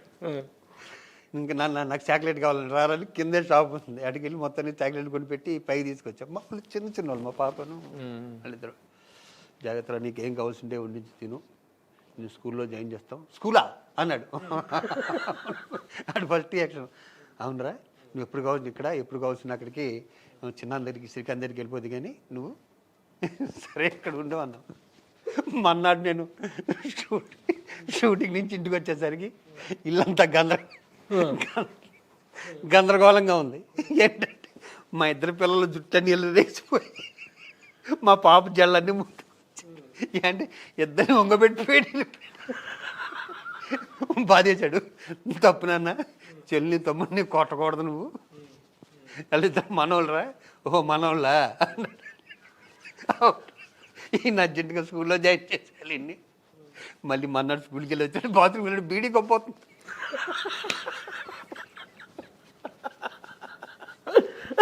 వాడు వయసు ఎంత అప్పటికి? ఆడు ఎంత ఉంటాడు? 11-12. ఏంట్రా బీడీ గొప్ప. మనం సిగరెట్ కాలుతాం కానీ బాత్రూంలోకి వెళ్తాం, దొంగ చోటుకు బయట కాల్చుకుంటాం. ఈ కూడా ఏంట్రా అని చూసా. నా జేబులో 10 రూపాయలు డబ్బులు ఉన్నా కూడా 10 రూపాయలు తీసుకునేవాడు. 3 రోజులు కింద షాపులు కూడా పెట్టించాడు ఆడు. సార్ ఆడు బిడీలు బాగా తాగేస్తున్నాడు సార్ అన్నాడు కిందోడు షాపోడు. కూర్చోపెట్టి తప్పు నాన్న, బీడీలు తాగకూడదు, మంచిది కాదు హెల్త్కి. మరి నువ్వు కాలుతున్నావు సిగరెట్, బీచ్లో కాల్చేవా రోజు అన్నాడు. మరి నేను సిగరెట్ మానేస్తాను రా, నువ్వు కూడా నువ్వు జాగ్రత్తగా ఉండాలి. ఆడి కోసం షాపింగ్ తీసుకెళ్ళి ఎక్కడ మన ఈ బ్రిడ్జి కిందకి ఆడి బట్టలన్నీ కొనిపెట్టి షాపర్ స్టాప్ అదే అక్కడికి ఆడికి వెళ్ళి బట్టలన్నీ కొనిపెట్టి తీసుకొచ్చా. నీట్గా నూనె రాసి తల దువ్వి అన్ని జాగ్రత్తగా. మా బావుల ఇంటి నుంచి నీట్గా వచ్చాడు. 4 days అయ్యాక మళ్ళీ మా పిల్లలిద్దరిని ఇంట్లో ప్రాబ్లం స్టార్ట్ అయింది. మళ్ళీ నేను ఫోన్ చేసి, బావా నా షెడ్యూల్ అయిపోయిందిరా, నీ దగ్గర పంపిస్తాను. ఒరే నీకు అర్థమైంది కదా అన్నాడు. అర్థమైందిరా. ఈడు మన మాట వినట్లేడు. ఈయన ఏం చేద్దాం, స్కూల్లో జాయిన్ చేద్దాం. స్కూల్ రే నిన్ను స్కూల్లో జాయిన్ చేస్తాను అన్నాడు. నా స్కూల్లో నేను వైజాగ్ వెళ్ళిపోతా అన్నాడు. మొత్తం వైజాగ్ కదరా, ఇప్పుడు ఏంటంటే లోపల తప్పనిగా తీసుకొచ్చాం కదా, ఫెయిల్ అవ్వకూడదు కదా ఏదైనా పట్టుకుంటే. వైజాగ్ కదరా, నువ్వు ఇక్కడ ఉండు, నేను చదివిస్తాను. చదివేవాడు చదువుతాడు, నేను చదవను అన్నాడు. ఓహో వీడికి చదివి ఎక్కట్లేదు, చదివి ఎక్కదు, పోనీ చదవద్దురా. ఎవరు లేరు వాడికి అనాదా? ఎవరు లేడు పాపం, ఎవరు లేరు, నాకు తెలిసి ఎవరు లేరు. సరే అని చెప్పి మొత్తానికి అని కొన్ని డబ్బులు చేతికిచ్చి మళ్ళీ నా స్టాఫ్ని ఇచ్చి వాడిని వైజాగ్ పంపించాను. పంపించగానే అది బీచ్లోకి వెళ్ళి అసలు డ్యాన్సులు గీన్సులు అసలు వాడు హుషారుగా ఉన్నాడు. అంటే నాకు ఫోన్ చేసి, సార్ చాలా హుషారుగా ఉంటున్నాడు సార్ ఇక్కడ, మీ దగ్గర రిస్ట్రిక్షన్గా ఉన్నాడు అక్కడ అన్నాడు. అయిపోయా కృష్ణవంశీ సముద్రం షూటింగ్ వెళ్ళాం. అదంతా సముద్రం పక్కన. నేను జగద్బాబు, ఆ రోజు జగద్బాబు గారు ఎండలో నుంచోమన్నాడు వంశీ, ఆ కలర్ ఏదో బ్లాక్ అవ్వాలి నుంచి. నేను కుర్చీ వేసుకుని పక్కన కూర్చొని ఏదో మాట్లాడుకుంటున్నాం. నాన్న అని పరిగెత్తుకుంటూ ఎగిరి ఒళ్ళో కూర్చున్నాడు. ఏంట్రా అన్న, ఏం నాన్న చాక్లెట్ అన్నాడు. నాన్న అంటాడు, ఇంటి ఎక్కడేంటయ్యా నువ్వు? జగత్ బాబు ఇక్కడెక్కడే పుట్టుకొచ్చాడు. ఆయనే అర్థం చేసుకున్నాడు. ఇది వంశీ ఆడుకోవడం మొదలు పెట్టాడు. ఇంకా వంశీ మామూలు దొరికితే చాలుగా. అలా షూటింగ్ అంతకాలం ఉండేవాడు. తర్వాత ఇంకా మళ్ళీ నెక్స్ట్ టైం ఏదో వైజాగ్ షూటింగ్ వెళ్ళినా కూడా తగలలేదు. కనిపించలే. ఏదో ఒక రోజున వస్తాడేమో డాడీ కొన్ని కొన్ని అభ్యుదయ భావాలు కొన్ని వర్కౌట్ అవుతాయి, కొన్ని వర్కౌట్ అవ్వు. గణేష్ ఏం చేశాడంటే, ఇది సొంత కామెడీ చెప్పాను ఇదంతా. గణేష్ ఏం చేశాడంటే, ఎక్కడ రేపొద్దున వాళ్ళు మిస్సెస్ అని పాపం ఆవిడెంత గొప్ప గణేష్ అది మిస్సెస్ ఏమోనండి రేపొద్దున ఏం మనం మారుతామో అని ఫిక్స్డ్ డిపాజిట్ 10 లక్షలు 20 లక్షలు ఈ అమ్మాయి పేరు మీద వేసాను. మామూలుగా గణేష్ తనకు ఇద్దరు మగపిల్లలు కదా గణేష్కి. గణేష్కి ఇద్దరు అబ్బాయిలు. ఇద్దరు అబ్బాయిలు, అమ్మాయి కూడా ఉంది. అమ్మాయి లేదు. ఇప్పుడు అమ్మాయిలు ఇదే అమ్మాయి అనుకో. ఇదే అమ్మాయి అదే. ఎంత ఉంది? ఇంత ఉంది. అది దొంగముండ ఇంత ఉంది బుద్ధిగా అసలు. నేను చెప్పేది 3 days క్రితం న్యూసే. అదే అదే చేసి అమ్మాయికి ఫిక్స్డ్ డిపాజిట్ చేశాడు. అదే నా దృష్టిలో ఒక మనిషి ఒకలా ఉంటే సెకండ్ షేడు ఎక్కడికో నాకు ఒకసారి అలాగా దేవుళ్ళే కనిపించాడు. ఈ సినిమా ఇండస్ట్రీ మీద అప్పుడప్పుడు చాలా దాడులు జరుగుతూ ఉంటాయి. చాలా అప్రదిష్టగా సినిమా వాళ్ళని గురించి మాట్లాడటం కానీ సినిమా ఇండస్ట్రీని గురించి మాట్లాడటం కానీ జరుగుతుంటుంది. ఆ రోజున శ్రీరెడ్డి ఇష్యూలో కూడాను సరే ఆ అమ్మాయి ఒక ఫైట్ చేసుకుంది, దాన్ని ఆసరా చేసుకునే ప్రతి ఒక్కరు నోటికి వచ్చిందల్లా సినిమా ఇండస్ట్రీ గురించి మాట్లాడారు. అప్పుడు డ్రగ్స్ విషయం జరిగితే దాని గురించి అవన్నీ జరిగినాయి. అప్పుడు కూడా చాలా అప్రతిష్టాకరంగా మాట్లాడారు. వీటి మీద మీరు ఎలాంటి రియాక్షన్ తీసుకోలేకపోవడం అనేటువంటిది ఏంటి? అంత దమ్మున మగాడు లేడు ఇండస్ట్రీలో, అంత దమ్మున మగాడు లేడు. ఇప్పుడు ఇక్కడ దమ్మున మగాడంటే ఎవడు ఉండాలి? మూవీ ఆర్టిస్ట్ ప్రెసిడెంట్ అంటే ఎంటైర్ అందరికీ నాన్నలాంటోడు. వాళ్ళు తీసుకోవాలి. ఇక్కడ నేను ఉన్నప్పుడే డ్రగ్స్ విషయం నేను ఎంతో కష్టపడ్డాను. డ్రగ్స్ విషయం ఇంచుమించు నరకం అనిపించాను ఆ 2-3 నెలలు. నేను న్యాచురల్గా పోస్ట్లో ఉన్న వాళ్ళు ఎవరైనా సరే తీసుకోవాలి. దాసరి నారాయణరావు గారికి అది పాయింట్. అవును, ఉండుంటే ఇంత దారుణమైనటువంటి ఆయన ముందు ఉంటాడు ఇలాంటి విషయాలు. ఆయన లేకపోవడం అన్నది ఇండస్ట్రీకి పెద్ద లేడు అన్నది అందరూ ఒప్పుకునేది. కొత్తగా మన ఇద్దరం కొత్తగా మాట్లాడుకునేది. అంటే వ్యక్తుల ప్రతిష్టని ప్రశ్నించడం, లేకపోతే వ్యక్తుల తాలూకు తప్పిదాలను ప్రశ్నించడం, లేకపోతే వీలెత్తి చూపటం కానీ చాలా దారుణమైనటువంటి భాష వాడటం అనేటువంటిది. సిపిఐ పార్టీ జాతీయ కార్యదర్శి నారాయణ గారు బిగ్ బాస్ షోని పట్టుకొని ఇది ఒక బ్రోతల్ హౌస్, ఎవ్రీ సీజన్ అతను దాడి చేస్తూనే ఉంటాడు నాగార్జున గారి మీద ఈ బిగ్ బాస్ షో మీద. మరి నిన్న దారుణంగా సిపిఐ అయిన అరుణ్ గారు దాన్ని బ్రోతల్ హౌస్ అన్నారు. దాన్ని ఇండస్ట్రీలో ఎవరు ఖండించడం కానీ ఎవరు దాని మీద రియాక్ట్ అవ్వటం కానీ లేదు. అంతకుముందు ఒక 4 రోజుల కిందట భీమవరంలోనే జరిగినటువంటి అల్లూరి సీతారామరాజు విగ్రహావిష్కరణకి చిరంజీవి గారిని పిలిచినందుకు కృష్ణ గారిని పిలవలేదని చిరంజీవి గారి మీద మాట్లాడినటువంటి మాటలు చూస్తే బ్లడ్ బాయిల్ అవుతుంది ఎవరికైనా. చాలా దారుణమైన భాష ఉపయోగించాడు అతను. ఇప్పుడు నేను మళ్ళీ చెప్పడం కూడా దుర్మార్గం. అది ఏంటి, మీరు ఎవరు రియాక్ట్ అవ్వరా ఇట్లాంటి విషయాల మీద? రియాక్ట్ డెఫినెట్గా 100% అవ్వాలి, నో డౌట్. దాంట్లో నాగబాబు అయినట్టున్నాడు. నారాయణ గారి గురించి మాట్లాడు. ఆయన అంటే నాకు చాలా గౌరవం. ఎందుకంటే అలాంటి అభ్యుదయ భావాలు ఉన్న వ్యక్తిని నేను ఏఎస్ఎఫ్ నుంచి వచ్చాను, ఆల్ ఇండియా స్టూడెంట్ ఫెడరేషన్ నుంచి వచ్చాను. చిన్న వయసులోనే నేను దాంట్లో నుంచి వచ్చాను కాబట్టి అలాంటి భావాలు ఉండే నాకు. అలాంటి భావాలు ఉండే వీళ్ళు బొడ్డోని తీసుకొచ్చి పెంచుకోవడాలు చేయటాలు. నేను నారాయణ గారు అంటే నాకు ఈ సిపిఐ ఆయన చాలా గౌరవం. ఆయన అంటే ఆయనకి నోడుదోలాలి ఫస్ట్. జబ్బుందా? నోడుదోలు. లేకపోతే చిరంజీవి గారు లాంటి మంచి మనుషులే తక్కువ, మంచి మనుషులు తిరిగితే ఇంకా తక్కువ అయిపోతుంది. న్యాచురల్గా ఏమవుతుంది, మనకి ఎందుకు వచ్చింది అనుకుంటారు. హెల్ప్ చేసేవాడు కూడా హెల్ప్ చేయడు. చిరంజీవి గారు ఎన్ని హెల్ప్లు చేశారో నాలాంటి వ్యక్తులు కొంచెం తెలుస్తుంది కదా. అది ఏంటి, చిరంజీవి గారు చేసింది ఒక 5% 10% తెలుస్తుంది. మాలాంటి వాళ్ళకి ఇంకా 90% తెలియదు. వాళ్ళ ఇంట్లో వాళ్ళకే తెలుస్తాయి. కొంచెం వాళ్ళ ఇంట్లో వాళ్ళకి కూడా తెలియకుండా చేసే అంత గొప్ప వ్యక్తి కూడా చిరంజీవి గారు. ఈయనకి నాగార్జున మీద కోపమా బిగ్ బాస్ మీద కోపమో తెలియదు ఫస్ట్. ఒకటి, ఈయన జాతీయ కార్యదర్శి సిపిఐకి ఉన్న వ్యక్తికి ఇంకా పోటాడటం చేయదగ్గి భారతదేశంలో బోల్డ్ అని ఉన్నాయి. ఈ బిగ్ బాస్ అన్నది ఆఫ్టర్ ఆల్ అసలు నారాయణ గారు అసలు దీని గురించి మాట్లాడే స్థాయి కాదు. నారాయణ గారు ఇంకా పెద్ద స్థాయి అయింది చాలా. ఆయన అంటే ఆయన ఉన్న పదవుల్లో బిగ్ బాస్ లాంటివి చూడకూడదు కూడా అసలు. అన్ని మంచి పనులు చేయాలి అంతేగా. అన్ని పోరాటాలు చేసే అంత వ్యక్తి ఖాళీగా బిగ్ బాస్ చూస్తున్నాడు. ఫస్ట్ నారాయణ గారు తప్పు. ఈ బిగ్ బాస్ చూడటం అన్నది తప్పు అయింది. అంటే ఈయన ఆ పనులు ఏమీ చూడకుండా టీవీ చూస్తా కూర్చున్నాడు అన్నది నెంబర్ 1 పాయింట్. ఈయన చాలా ఖాళీగా ఉంటున్నాడు, ఏ పని చేయకుండా అని. నెంబర్ 2 ఏంటంటే ఈయన కార్యదర్శిగా తీసి పక్కనెట్టారు. లేకపోతే సిపిఐ పడిపోద్ది ఎప్పటికైనా. ఇలాంటి వ్యక్తులు ఉంటాయి. చాలా మంచి వ్యక్తి, చాలా పోరాటాలు చేశాడు, అన్ని చేశాడు కాబట్టి ఆయన ఆ పదవిలో ఉన్నాడు. కానీ ఈ మధ్యకాలంలోనూ టంగ్ స్లిప్ అవటం, మళ్ళీ సాయంత్రం సారీ చెప్పటం. సాయంత్రం ఎలాగా సారీ చెప్తాడు కదా అని చెప్పి ఎందుకు టంగ్ స్లిప్ అవటం. నేను నారాయణ గారు చాలా గొప్ప వ్యక్తి, నాకు గౌరవం. ఆయన ఏదో నేను తిట్టేసి మళ్ళీ సాయంత్రం నేను సారీ అంటే నాకు వాల్యూ ఉంటుంది కదా. అంత గొప్ప వాళ్ళు నారాయణ గారు లాంటి వాళ్ళు ఆదర్శప్రాయంగా ఉండాలి మా లాంటి వాళ్ళకి. మేము కూడా ఆయన గురించి చెప్తే ఇంకేముంటుంది, ఆయన స్థాయి ఉంటుంది కదా. సరే, దీని మీద ఇండస్ట్రీ రియాక్షన్ ఎలా ఉండబోతుంది? అది చెప్తా. ఇండస్ట్రీలో అలాంటి ఎదురు తిరిగే మగాళ్ళు లేకుండా పోయాడు. సొల్లుగోలు చెప్పేవాళ్ళు ఎక్కువైపోయారు. ప్రతి వాడికి ఏదన్నా వస్తే, ముందుకు వస్తే ఏదన్నా రావటం, ఆడి మీద పడుతుంది అనుకుంటే వెనక్కి వెళ్ళిపోవటం, ఇలాంటి వ్యక్తులు ఎక్కువైపోయారు. ఫస్ట్. రెండు ఏంటంటే, బిగ్ బాస్ గురించి చెప్పాలంటే అక్కడికి వచ్చే ప్రతి వాళ్ళు 16 మంది, 18 మంది, 20 మంది ఉన్నారు అనుకో, వాళ్ళందరి బ్యాక్గ్రౌండ్ నారాయణ గారు చూడాలి. అలాంటి స్థితి నుంచి హైదరాబాద్ లాంటి మహానగరం వచ్చి ఇక్కడ బతకడానికి వచ్చి వాళ్ళు ఎంత కష్టపడి, ఆ పిల్లలు కానీ ఆ అబ్బాయిలు కానీ ఎంత కష్టపడి ఆ స్థితికి వచ్చి ఆ స్టేజీ, ఆ ప్లాట్ఫామ్ మీదకి వాళ్ళు వెళ్ళగలిగారు అన్నది వాళ్ళ కష్టం చూడాలి. It's not a joke. Narayana garu అనేసినట్టు it's not a joke. Big బాస్కి వెళ్ళటం అన్నది అంత కష్టం. అంటే వాళ్ళు ఒక్కొక్కరు మాట్లాడుతుంటే మనం ఏడుస్తుంటాం తెలుసా. మా తల్లి తండ్రి చనిపోయి ఉంటారు, వేరే బతకలేరు, వేరే తప్పు పని చేయలేరు, ఇండస్ట్రీ నమ్ముకున్నారు. ఇక్కడ ఆర్టిస్ట్ గాను, యాంకర్ గాను, యూట్యూబర్ గాను ఏదన్నా చేసి సొంతంగా డబ్బులు సంపాదించుకుందాం, ఏ తప్పు చేయకుండా అని వచ్చేవాడు ఆ ప్లాట్ఫామ్ మీద ఎదిగేంత ఎదిగి అక్కడికి వచ్చి సక్సెస్ అయిన వాళ్ళు ఈయన మాట అంటే ఎంత తప్పు. ఈయన ఎలా ఉండాలి, వాళ్ళకి ఇన్స్పిరేషన్ కలిగేటట్టు మాటలు చెప్పాలి కదా. అందరూ పతిత్తులో ఉంటారా? ఎవరో తప్పు చేయకుండానే ఉంటారా? అసలు నారాయణ గారు ఏ తప్పు చేయలేదా ఈ 60 ఏళ్ళలోనూ కదా? నేను ఏ తప్పు చేయలేదా? అది కాదు, ఏదైనా ఖండించేటప్పుడు భాష అయినా కొంచెం అదుపులో పెట్టుకోవాలి. అనుకోండి మాట. అందుకే అన్నాను. యాక్చువల్గా మొన్న భీమవరంలో చిరంజీవి గారిని పిలిచే విషయం, కృష్ణ గారిని పిలవాలి కదా అన్నాడు.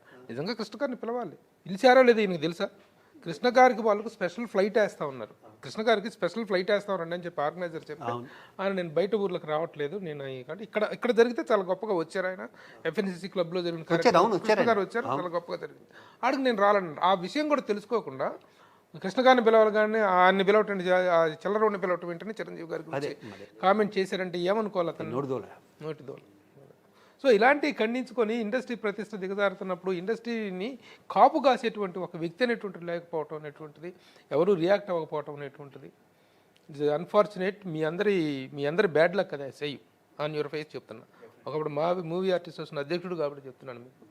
It is the unfortunate thing of the film industry and the movie artist association. ఎవరినన్నా ఒక చిరంజీవి గారినే కాదు, ఎవరిని అనే హక్కు నారాయణ గారికి లేదు, నారాయణ గారిని అనే హక్కు మాకెవరికి లేదు. ఎవరికి లేదు. మరి ఆయన ఎందుకు అంటే వయసు పైబడి ఇలా స్లిప్ అవుతున్నాడా పెద్ద ఆయన? మరి ఏంటో ఆయన ఇది ఈ మాట మరీ తప్పు కదా. ఈ మాట చిన్నపిల్లల్ని వాళ్ళు ఎంత ఉంటుంది, ఆయన వయసులో సగం ఎవరికి లేదు, దాంట్లో అనుభవం లేదు, వాళ్ళని లేదు కదా. ఈయన ఎన్ని పనులు చేస్తుంటారు, అది ఒక మంచి పనులు. ప్రపంచవ్యాప్తంగా పాపులర్ అయినటువంటి ఒక గేమ్ షో. పైగా 100 కెమెరాల మధ్యన వాళ్ళు ఉంటే తప్పు చేయాలంటే వాళ్ళు అక్కడికి వెళ్ళి చేయాలా, బయట చేయలేరా? ఆ విషయాలు ఆయన తెలియవా నారాయణ గారికి? అంటే వయసు ప్రభావం వల్ల నారాయణ గారు అలా మాట్లాడారా? లేకపోతే 23వ తారీఖునే వాళ్ళది మహాసభలు ఉన్నాయి, దాని పబ్లిసిటీ కోసం ఓ జనరల్ సెక్రటరీగా ఉండి మాట్లాడా? ఈయన ఫస్ట్ చెప్పాల్సింది ఏంటంటే వాళ్ళ కార్యకర్తలకి, వాళ్ళందరికీ, ఆ కార్యకర్తలు నేను కూడా ఒకడు ఉండేవాడు ఒకప్పుడు, ఒరే మన వాళ్ళ పోస్టులు గేట్లకి వీటికి అంటించేసి అద్భుతమైన హైదరాబాద్ సౌందర్యాన్ని పాడు చేయకండిరా, పర్మిషన్ ఉన్న ప్లేస్లో అంటించండి అని చెప్పండి. ఎక్కడ చూసినా 23వ తారీఖుని సిపిఐ మహాసభలు అని చెప్పి సిటీ అంతా రోత చేసి పెట్టారు. మరి తప్పు కదా. ఫస్ట్ నారాయణ పోస్టర్ల మీద నిషేధం ఉంది కదా, పోస్టర్ల మీద అది పాటించాలి కదా నారాయణ గారు. అది నాకు ఇప్పుడు సడన్ గా ఐడియా వచ్చింది. అన్ని గేట్లకి అయ్యే ఉన్నాయి, మొత్తం ఎక్కడెక్కడ అంటించకూడదు. కొంతమంది మహానుభావులు ఉంటారు కదా, వాళ్ళ ఫేసులు కూడా అంటించారు ఫిలిం నగర్లో. నా సడన్ సిపిఐగా సిపిఐ మహాసభలు అనుకుంటా 23వ తారీఖుని. నేను కొంచెం ఫాలో అవుతాను కాబట్టి తెలిసింది నాకు, వాళ్ళు టచ్లో నాకు ఫ్రెండ్స్ ఉన్నారు దాంట్లో. మరి అవి చెప్పాలి, రే మనం ఇలాంటి పనులు చేయకూడదని. యువతరానికి పనికి వచ్చే పనులు దీనికి చేయాలి తప్పితే ఓ షోని పట్టుకుని బ్రోతలో వస్తుంటే ఆ 20 మంది ఎంత ఫీల్ అవుతారు, వాళ్ళ ఫ్యామిలీస్ ఎంత ఫీల్ అవుతారు, ఈయన మీద పగబట్టుకుంటారుగా. ఆ పార్టీకి చెడ్డ పేరు వస్తుంది కదా. ఇప్పుడు నాలంటూ అలాంటి పార్టీలు గౌరవించే వ్యక్తి ఇదేంటి ఇలా అంటున్నాడు ఈయన అంటే ఆ పార్టీలకి ఇది కదా అని వస్తుంది. నారాయణ గారు ప్లీజ్ సార్, నేనే చెప్పుకుంటాను, నారాయణ గారు ప్లీజ్ సార్, మీరంటే చాలా గౌరవం నాకు. చిరంజీవి గారు అన్నప్పుడు కూడా ఆయన్ని ఫ్యాన్గా, ఆయన చేసే మంచి పనులు చూసిన వ్యక్తిగా చాలా ఫీల్ అయ్యాను. మీ మీద చాలా గౌరవం ఉంది. ఇంకొకసారి ఇండస్ట్రీని కానీ, ఇండస్ట్రీలో మనుషులు కానీ తప్పు చేస్తే తప్పు చేశారని చెప్పండి సార్. పలానా వ్యక్తిని ఒక షోను పట్టుకుని, ఒక పాపులర్ షోను పట్టుకుని 100 కెమెరాల మధ్యన ఉండి జెన్యూన్గా ఒక 2 రోజులు మమ్మల్ని పెడితే తెలుస్తుంది దాంట్లో ఎన్ని కష్టాలు ఉంటాయో. నాకు తెలిసి మీరు 2 hours కూడా ఉండలేరు, స్వేచ్ఛాజీవి మీరు.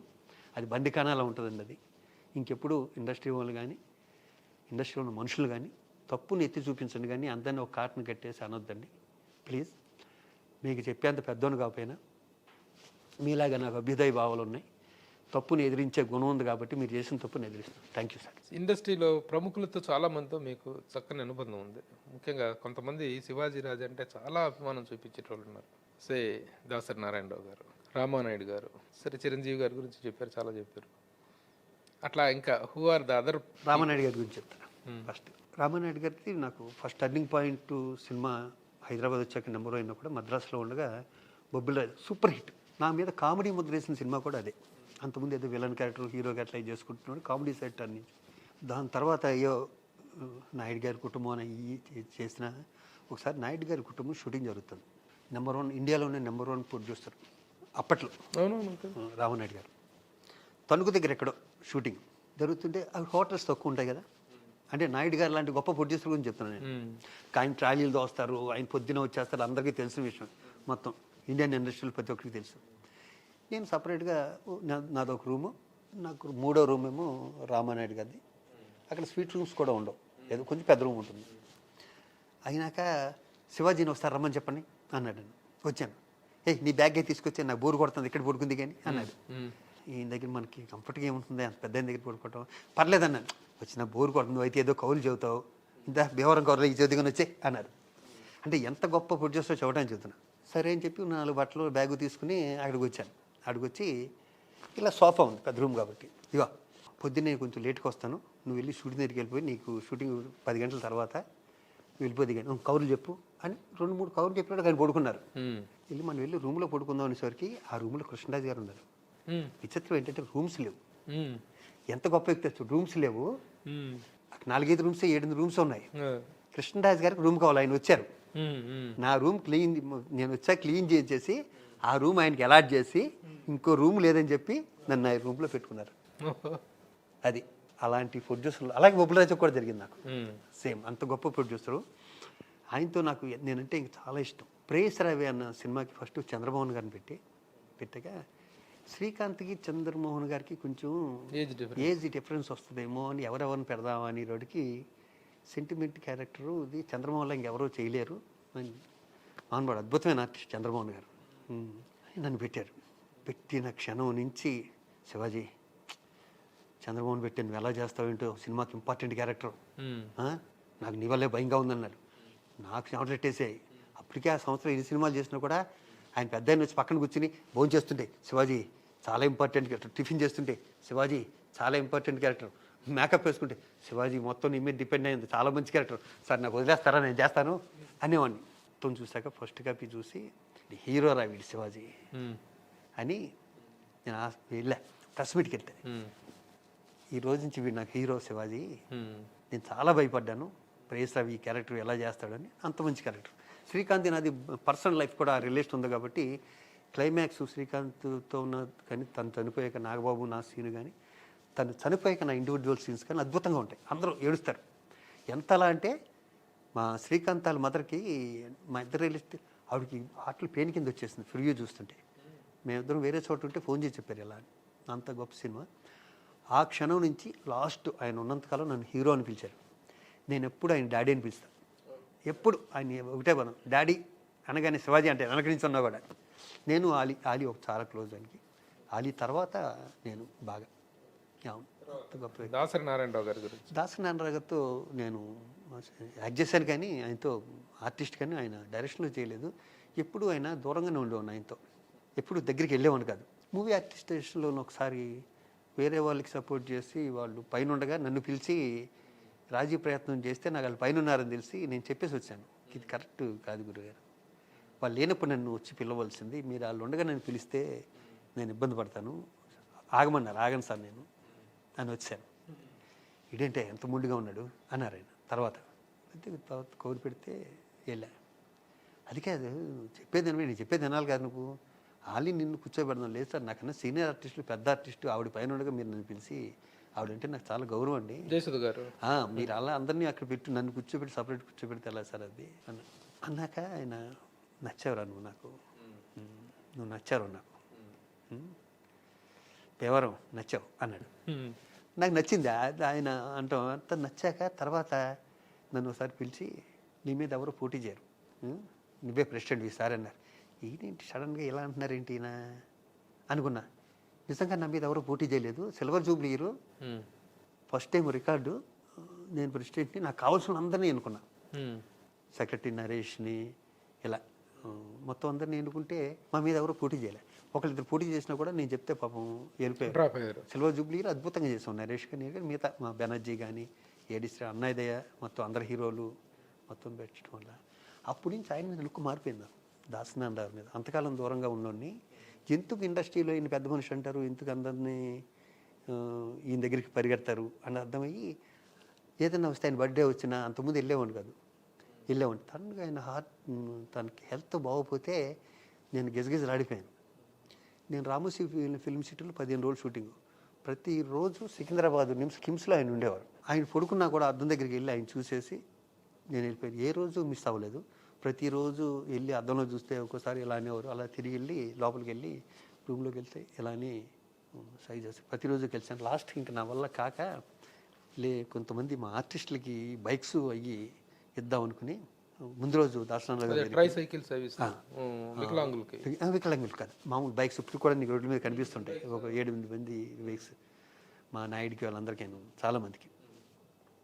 ఆయన దగ్గరికి వెళ్ళి నా గురించి ఓపి తెచ్చుకోండి గురుగారు, ఒక 6 మందికి మీ చేతుల మీదుగా స్కూటర్ కీసు అంటే ఎంత ఆనందపడిపోయాడు పాపం. ఇవి ఉన్నాయి మాస్క్ ఉన్నాయి, చెయ్యి పట్టుకుని వదల్లా ఇలాగ చాలాసేపు ఒక 1/2 అవర్ అలా పట్టుకుంటున్నాడు. మాట్లాడటానికి లేవు. పైగా నేను ప్రతిరోజు వెళ్తున్నాను, 15 రోజులు 20 రోజులు నుంచాను. ఆ కళ్ళల్లో గ్లిటరింగ్ తెలిసి ఫస్ట్ టైం ఆయన కాళ్ళకి దండం పెట్టి వచ్చేసాను.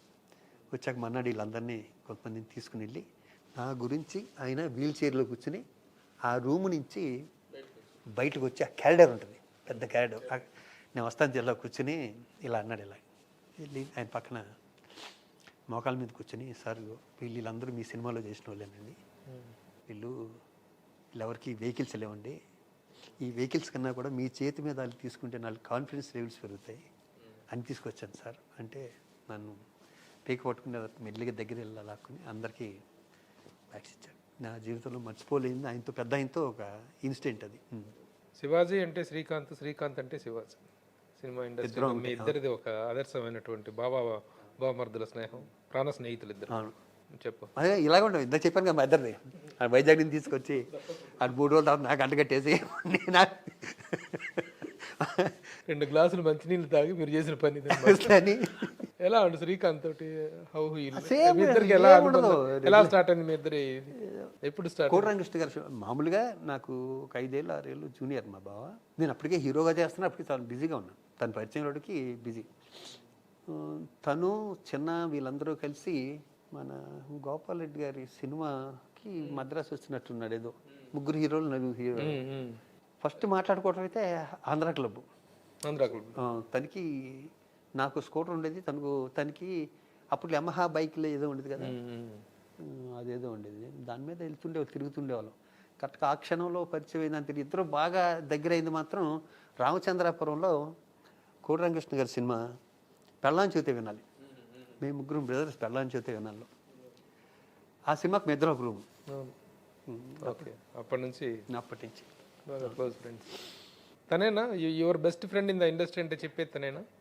శ్రీకాంత్. తనని మూవీ ఆర్టిస్ట్ అసోసియేషన్ యాక్టివిటీ లాగింది కూడా మీరేగా? నేను. ఆ పాప నాదే. పాపం. శివాజీ ఏమనిపిస్తుంది 37 సంవత్సరాల ఈ లైఫ్ మొత్తాన్ని ఒకసారి అనలైజ్ చేసుకుంటే? How much you are blessed and how good you are running the career అనిపిస్తుంది? చాలా చాలా తృప్తిగా ఉంది. దానికన్నా కూడా కొన్ని నేను ఏమేం చేద్దాం అనుకున్నాను 1-2 తప్పితే మొత్తం అన్నీ చేసేసినాయి మొత్తం అంతా. ఇప్పుడు ప్రజెంట్ యాక్టివిటీ ఏంటి? సినిమాలో ఇంక వేరేది ఉంది. ఏం చేస్తున్నారు? ఈ మధ్య చేయలేదు క్యారెక్టర్? ఈ మధ్య చేయలేదు. నిన్న ఉండగా అడ్వాన్స్ వెళ్ళదు అయ్యే సినిమాలు అయ్యా ఉంటాయి. అవును. నా సినిమాలు ఇప్పుడు నేను హీరోగా పరిచయం చేశారు కదా, ఏంటి ఎలా ఉందా? జరుగుతుంది. సక్సెస్ కావాలి ఇక్కడ, ఆ ప్రాసెస్ జరుగుతూనే ఉంటుంది మామూలు. ఇండస్ట్రీలో కూడా ఇప్పుడు దీంట్లో కాకపోయినా మూవీ ఆర్టిస్ట్ అసోసియేషన్ కాకపోయినా FNCC క్లబ్ వైస్ ప్రెసిడెంట్ మీరు. అవును. చాలా అత్యధికమైన మెజార్టీతో గెలిచారు. Again you will be the vice president of the.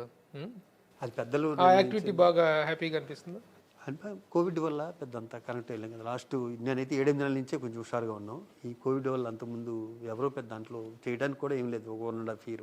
ఓవరాల్గా 37 years ఆఫ్ కెరీర్ గురించి శివాజీ రాజా ప్రాస్పెరిటీ గురించి ఏం చెప్తారు? ఒకసారి మీ లైఫ్ సమీక్షించుకుంటే ఏమనిపిస్తుంది? ఇండస్ట్రీ నాకు బోల్డ్ అంత ఇచ్చింది. ఇండస్ట్రీకి నేను 5% ఇచ్చాను, ఇంకా చాలా ఇవ్వాలి. సో ఇచ్చే ఇదిలో ఉన్నారు, ఆ మైండ్ అయితే ఉంది.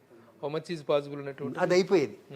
బోల్డ్ ఇవ్వాలన్నది అయిపోయేది. ఆ ఓల్డ్ ఏజ్ హోమ్ అదన్నీ కట్టుంటే, ఆఫీస్ కట్టుంటే అయిపోయేది. ఇక్కడ దరిద్రం ఏంటంటే ఏమీ లేని నాలాంటికి ఏదో చేయాలనిపిస్తుంది.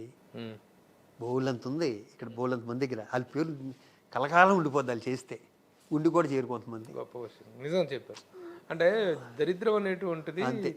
కొంతమందికి మనసులో అవును, ఉండిపోద్ది. చాలా మందికి మనసులో ఉంటుంది. జేబులో దరిద్రం ఉన్న వాళ్ళు కానీ మనసులో చాలా గొప్పగా వాళ్ళకి ప్రభు వాళ్ళకి వచ్చిన ఆపర్చునిటీని చెడగొట్టుకుంటున్నారు తప్పితే, కొంతమంది ప్రెసిడెంట్లు చూడిపోని చుట్టుపక్కల ఎటు చూసినా వాళ్ళ బిల్డింగ్లే కనిపిస్తాయి. ఎటు చూసినా నేను ఇవ్వాలంటే అక్కడ ఒక అపార్ట్మెంట్ ఇవ్వాలి దానికి కదా. ఆ సాక్రిఫైస్ నేను చేయలేను కదా. నీ 100,000 ఎకరాలు, కొన్ని 100,000 అపార్ట్మెంట్లు, కొన్ని 100 కోట్లు కొన్ని అలా నిలిచిపోద్ది కదా పేరు. ఊడి గడితే ఊడిస్తే సరిపోద్ది. అది రక్తంలో ఉండాలి, అది చేసే గుణం ఉండాలి తప్పితే. ఇప్పుడు నేను ఒక పని చేశాను ఒకసారి.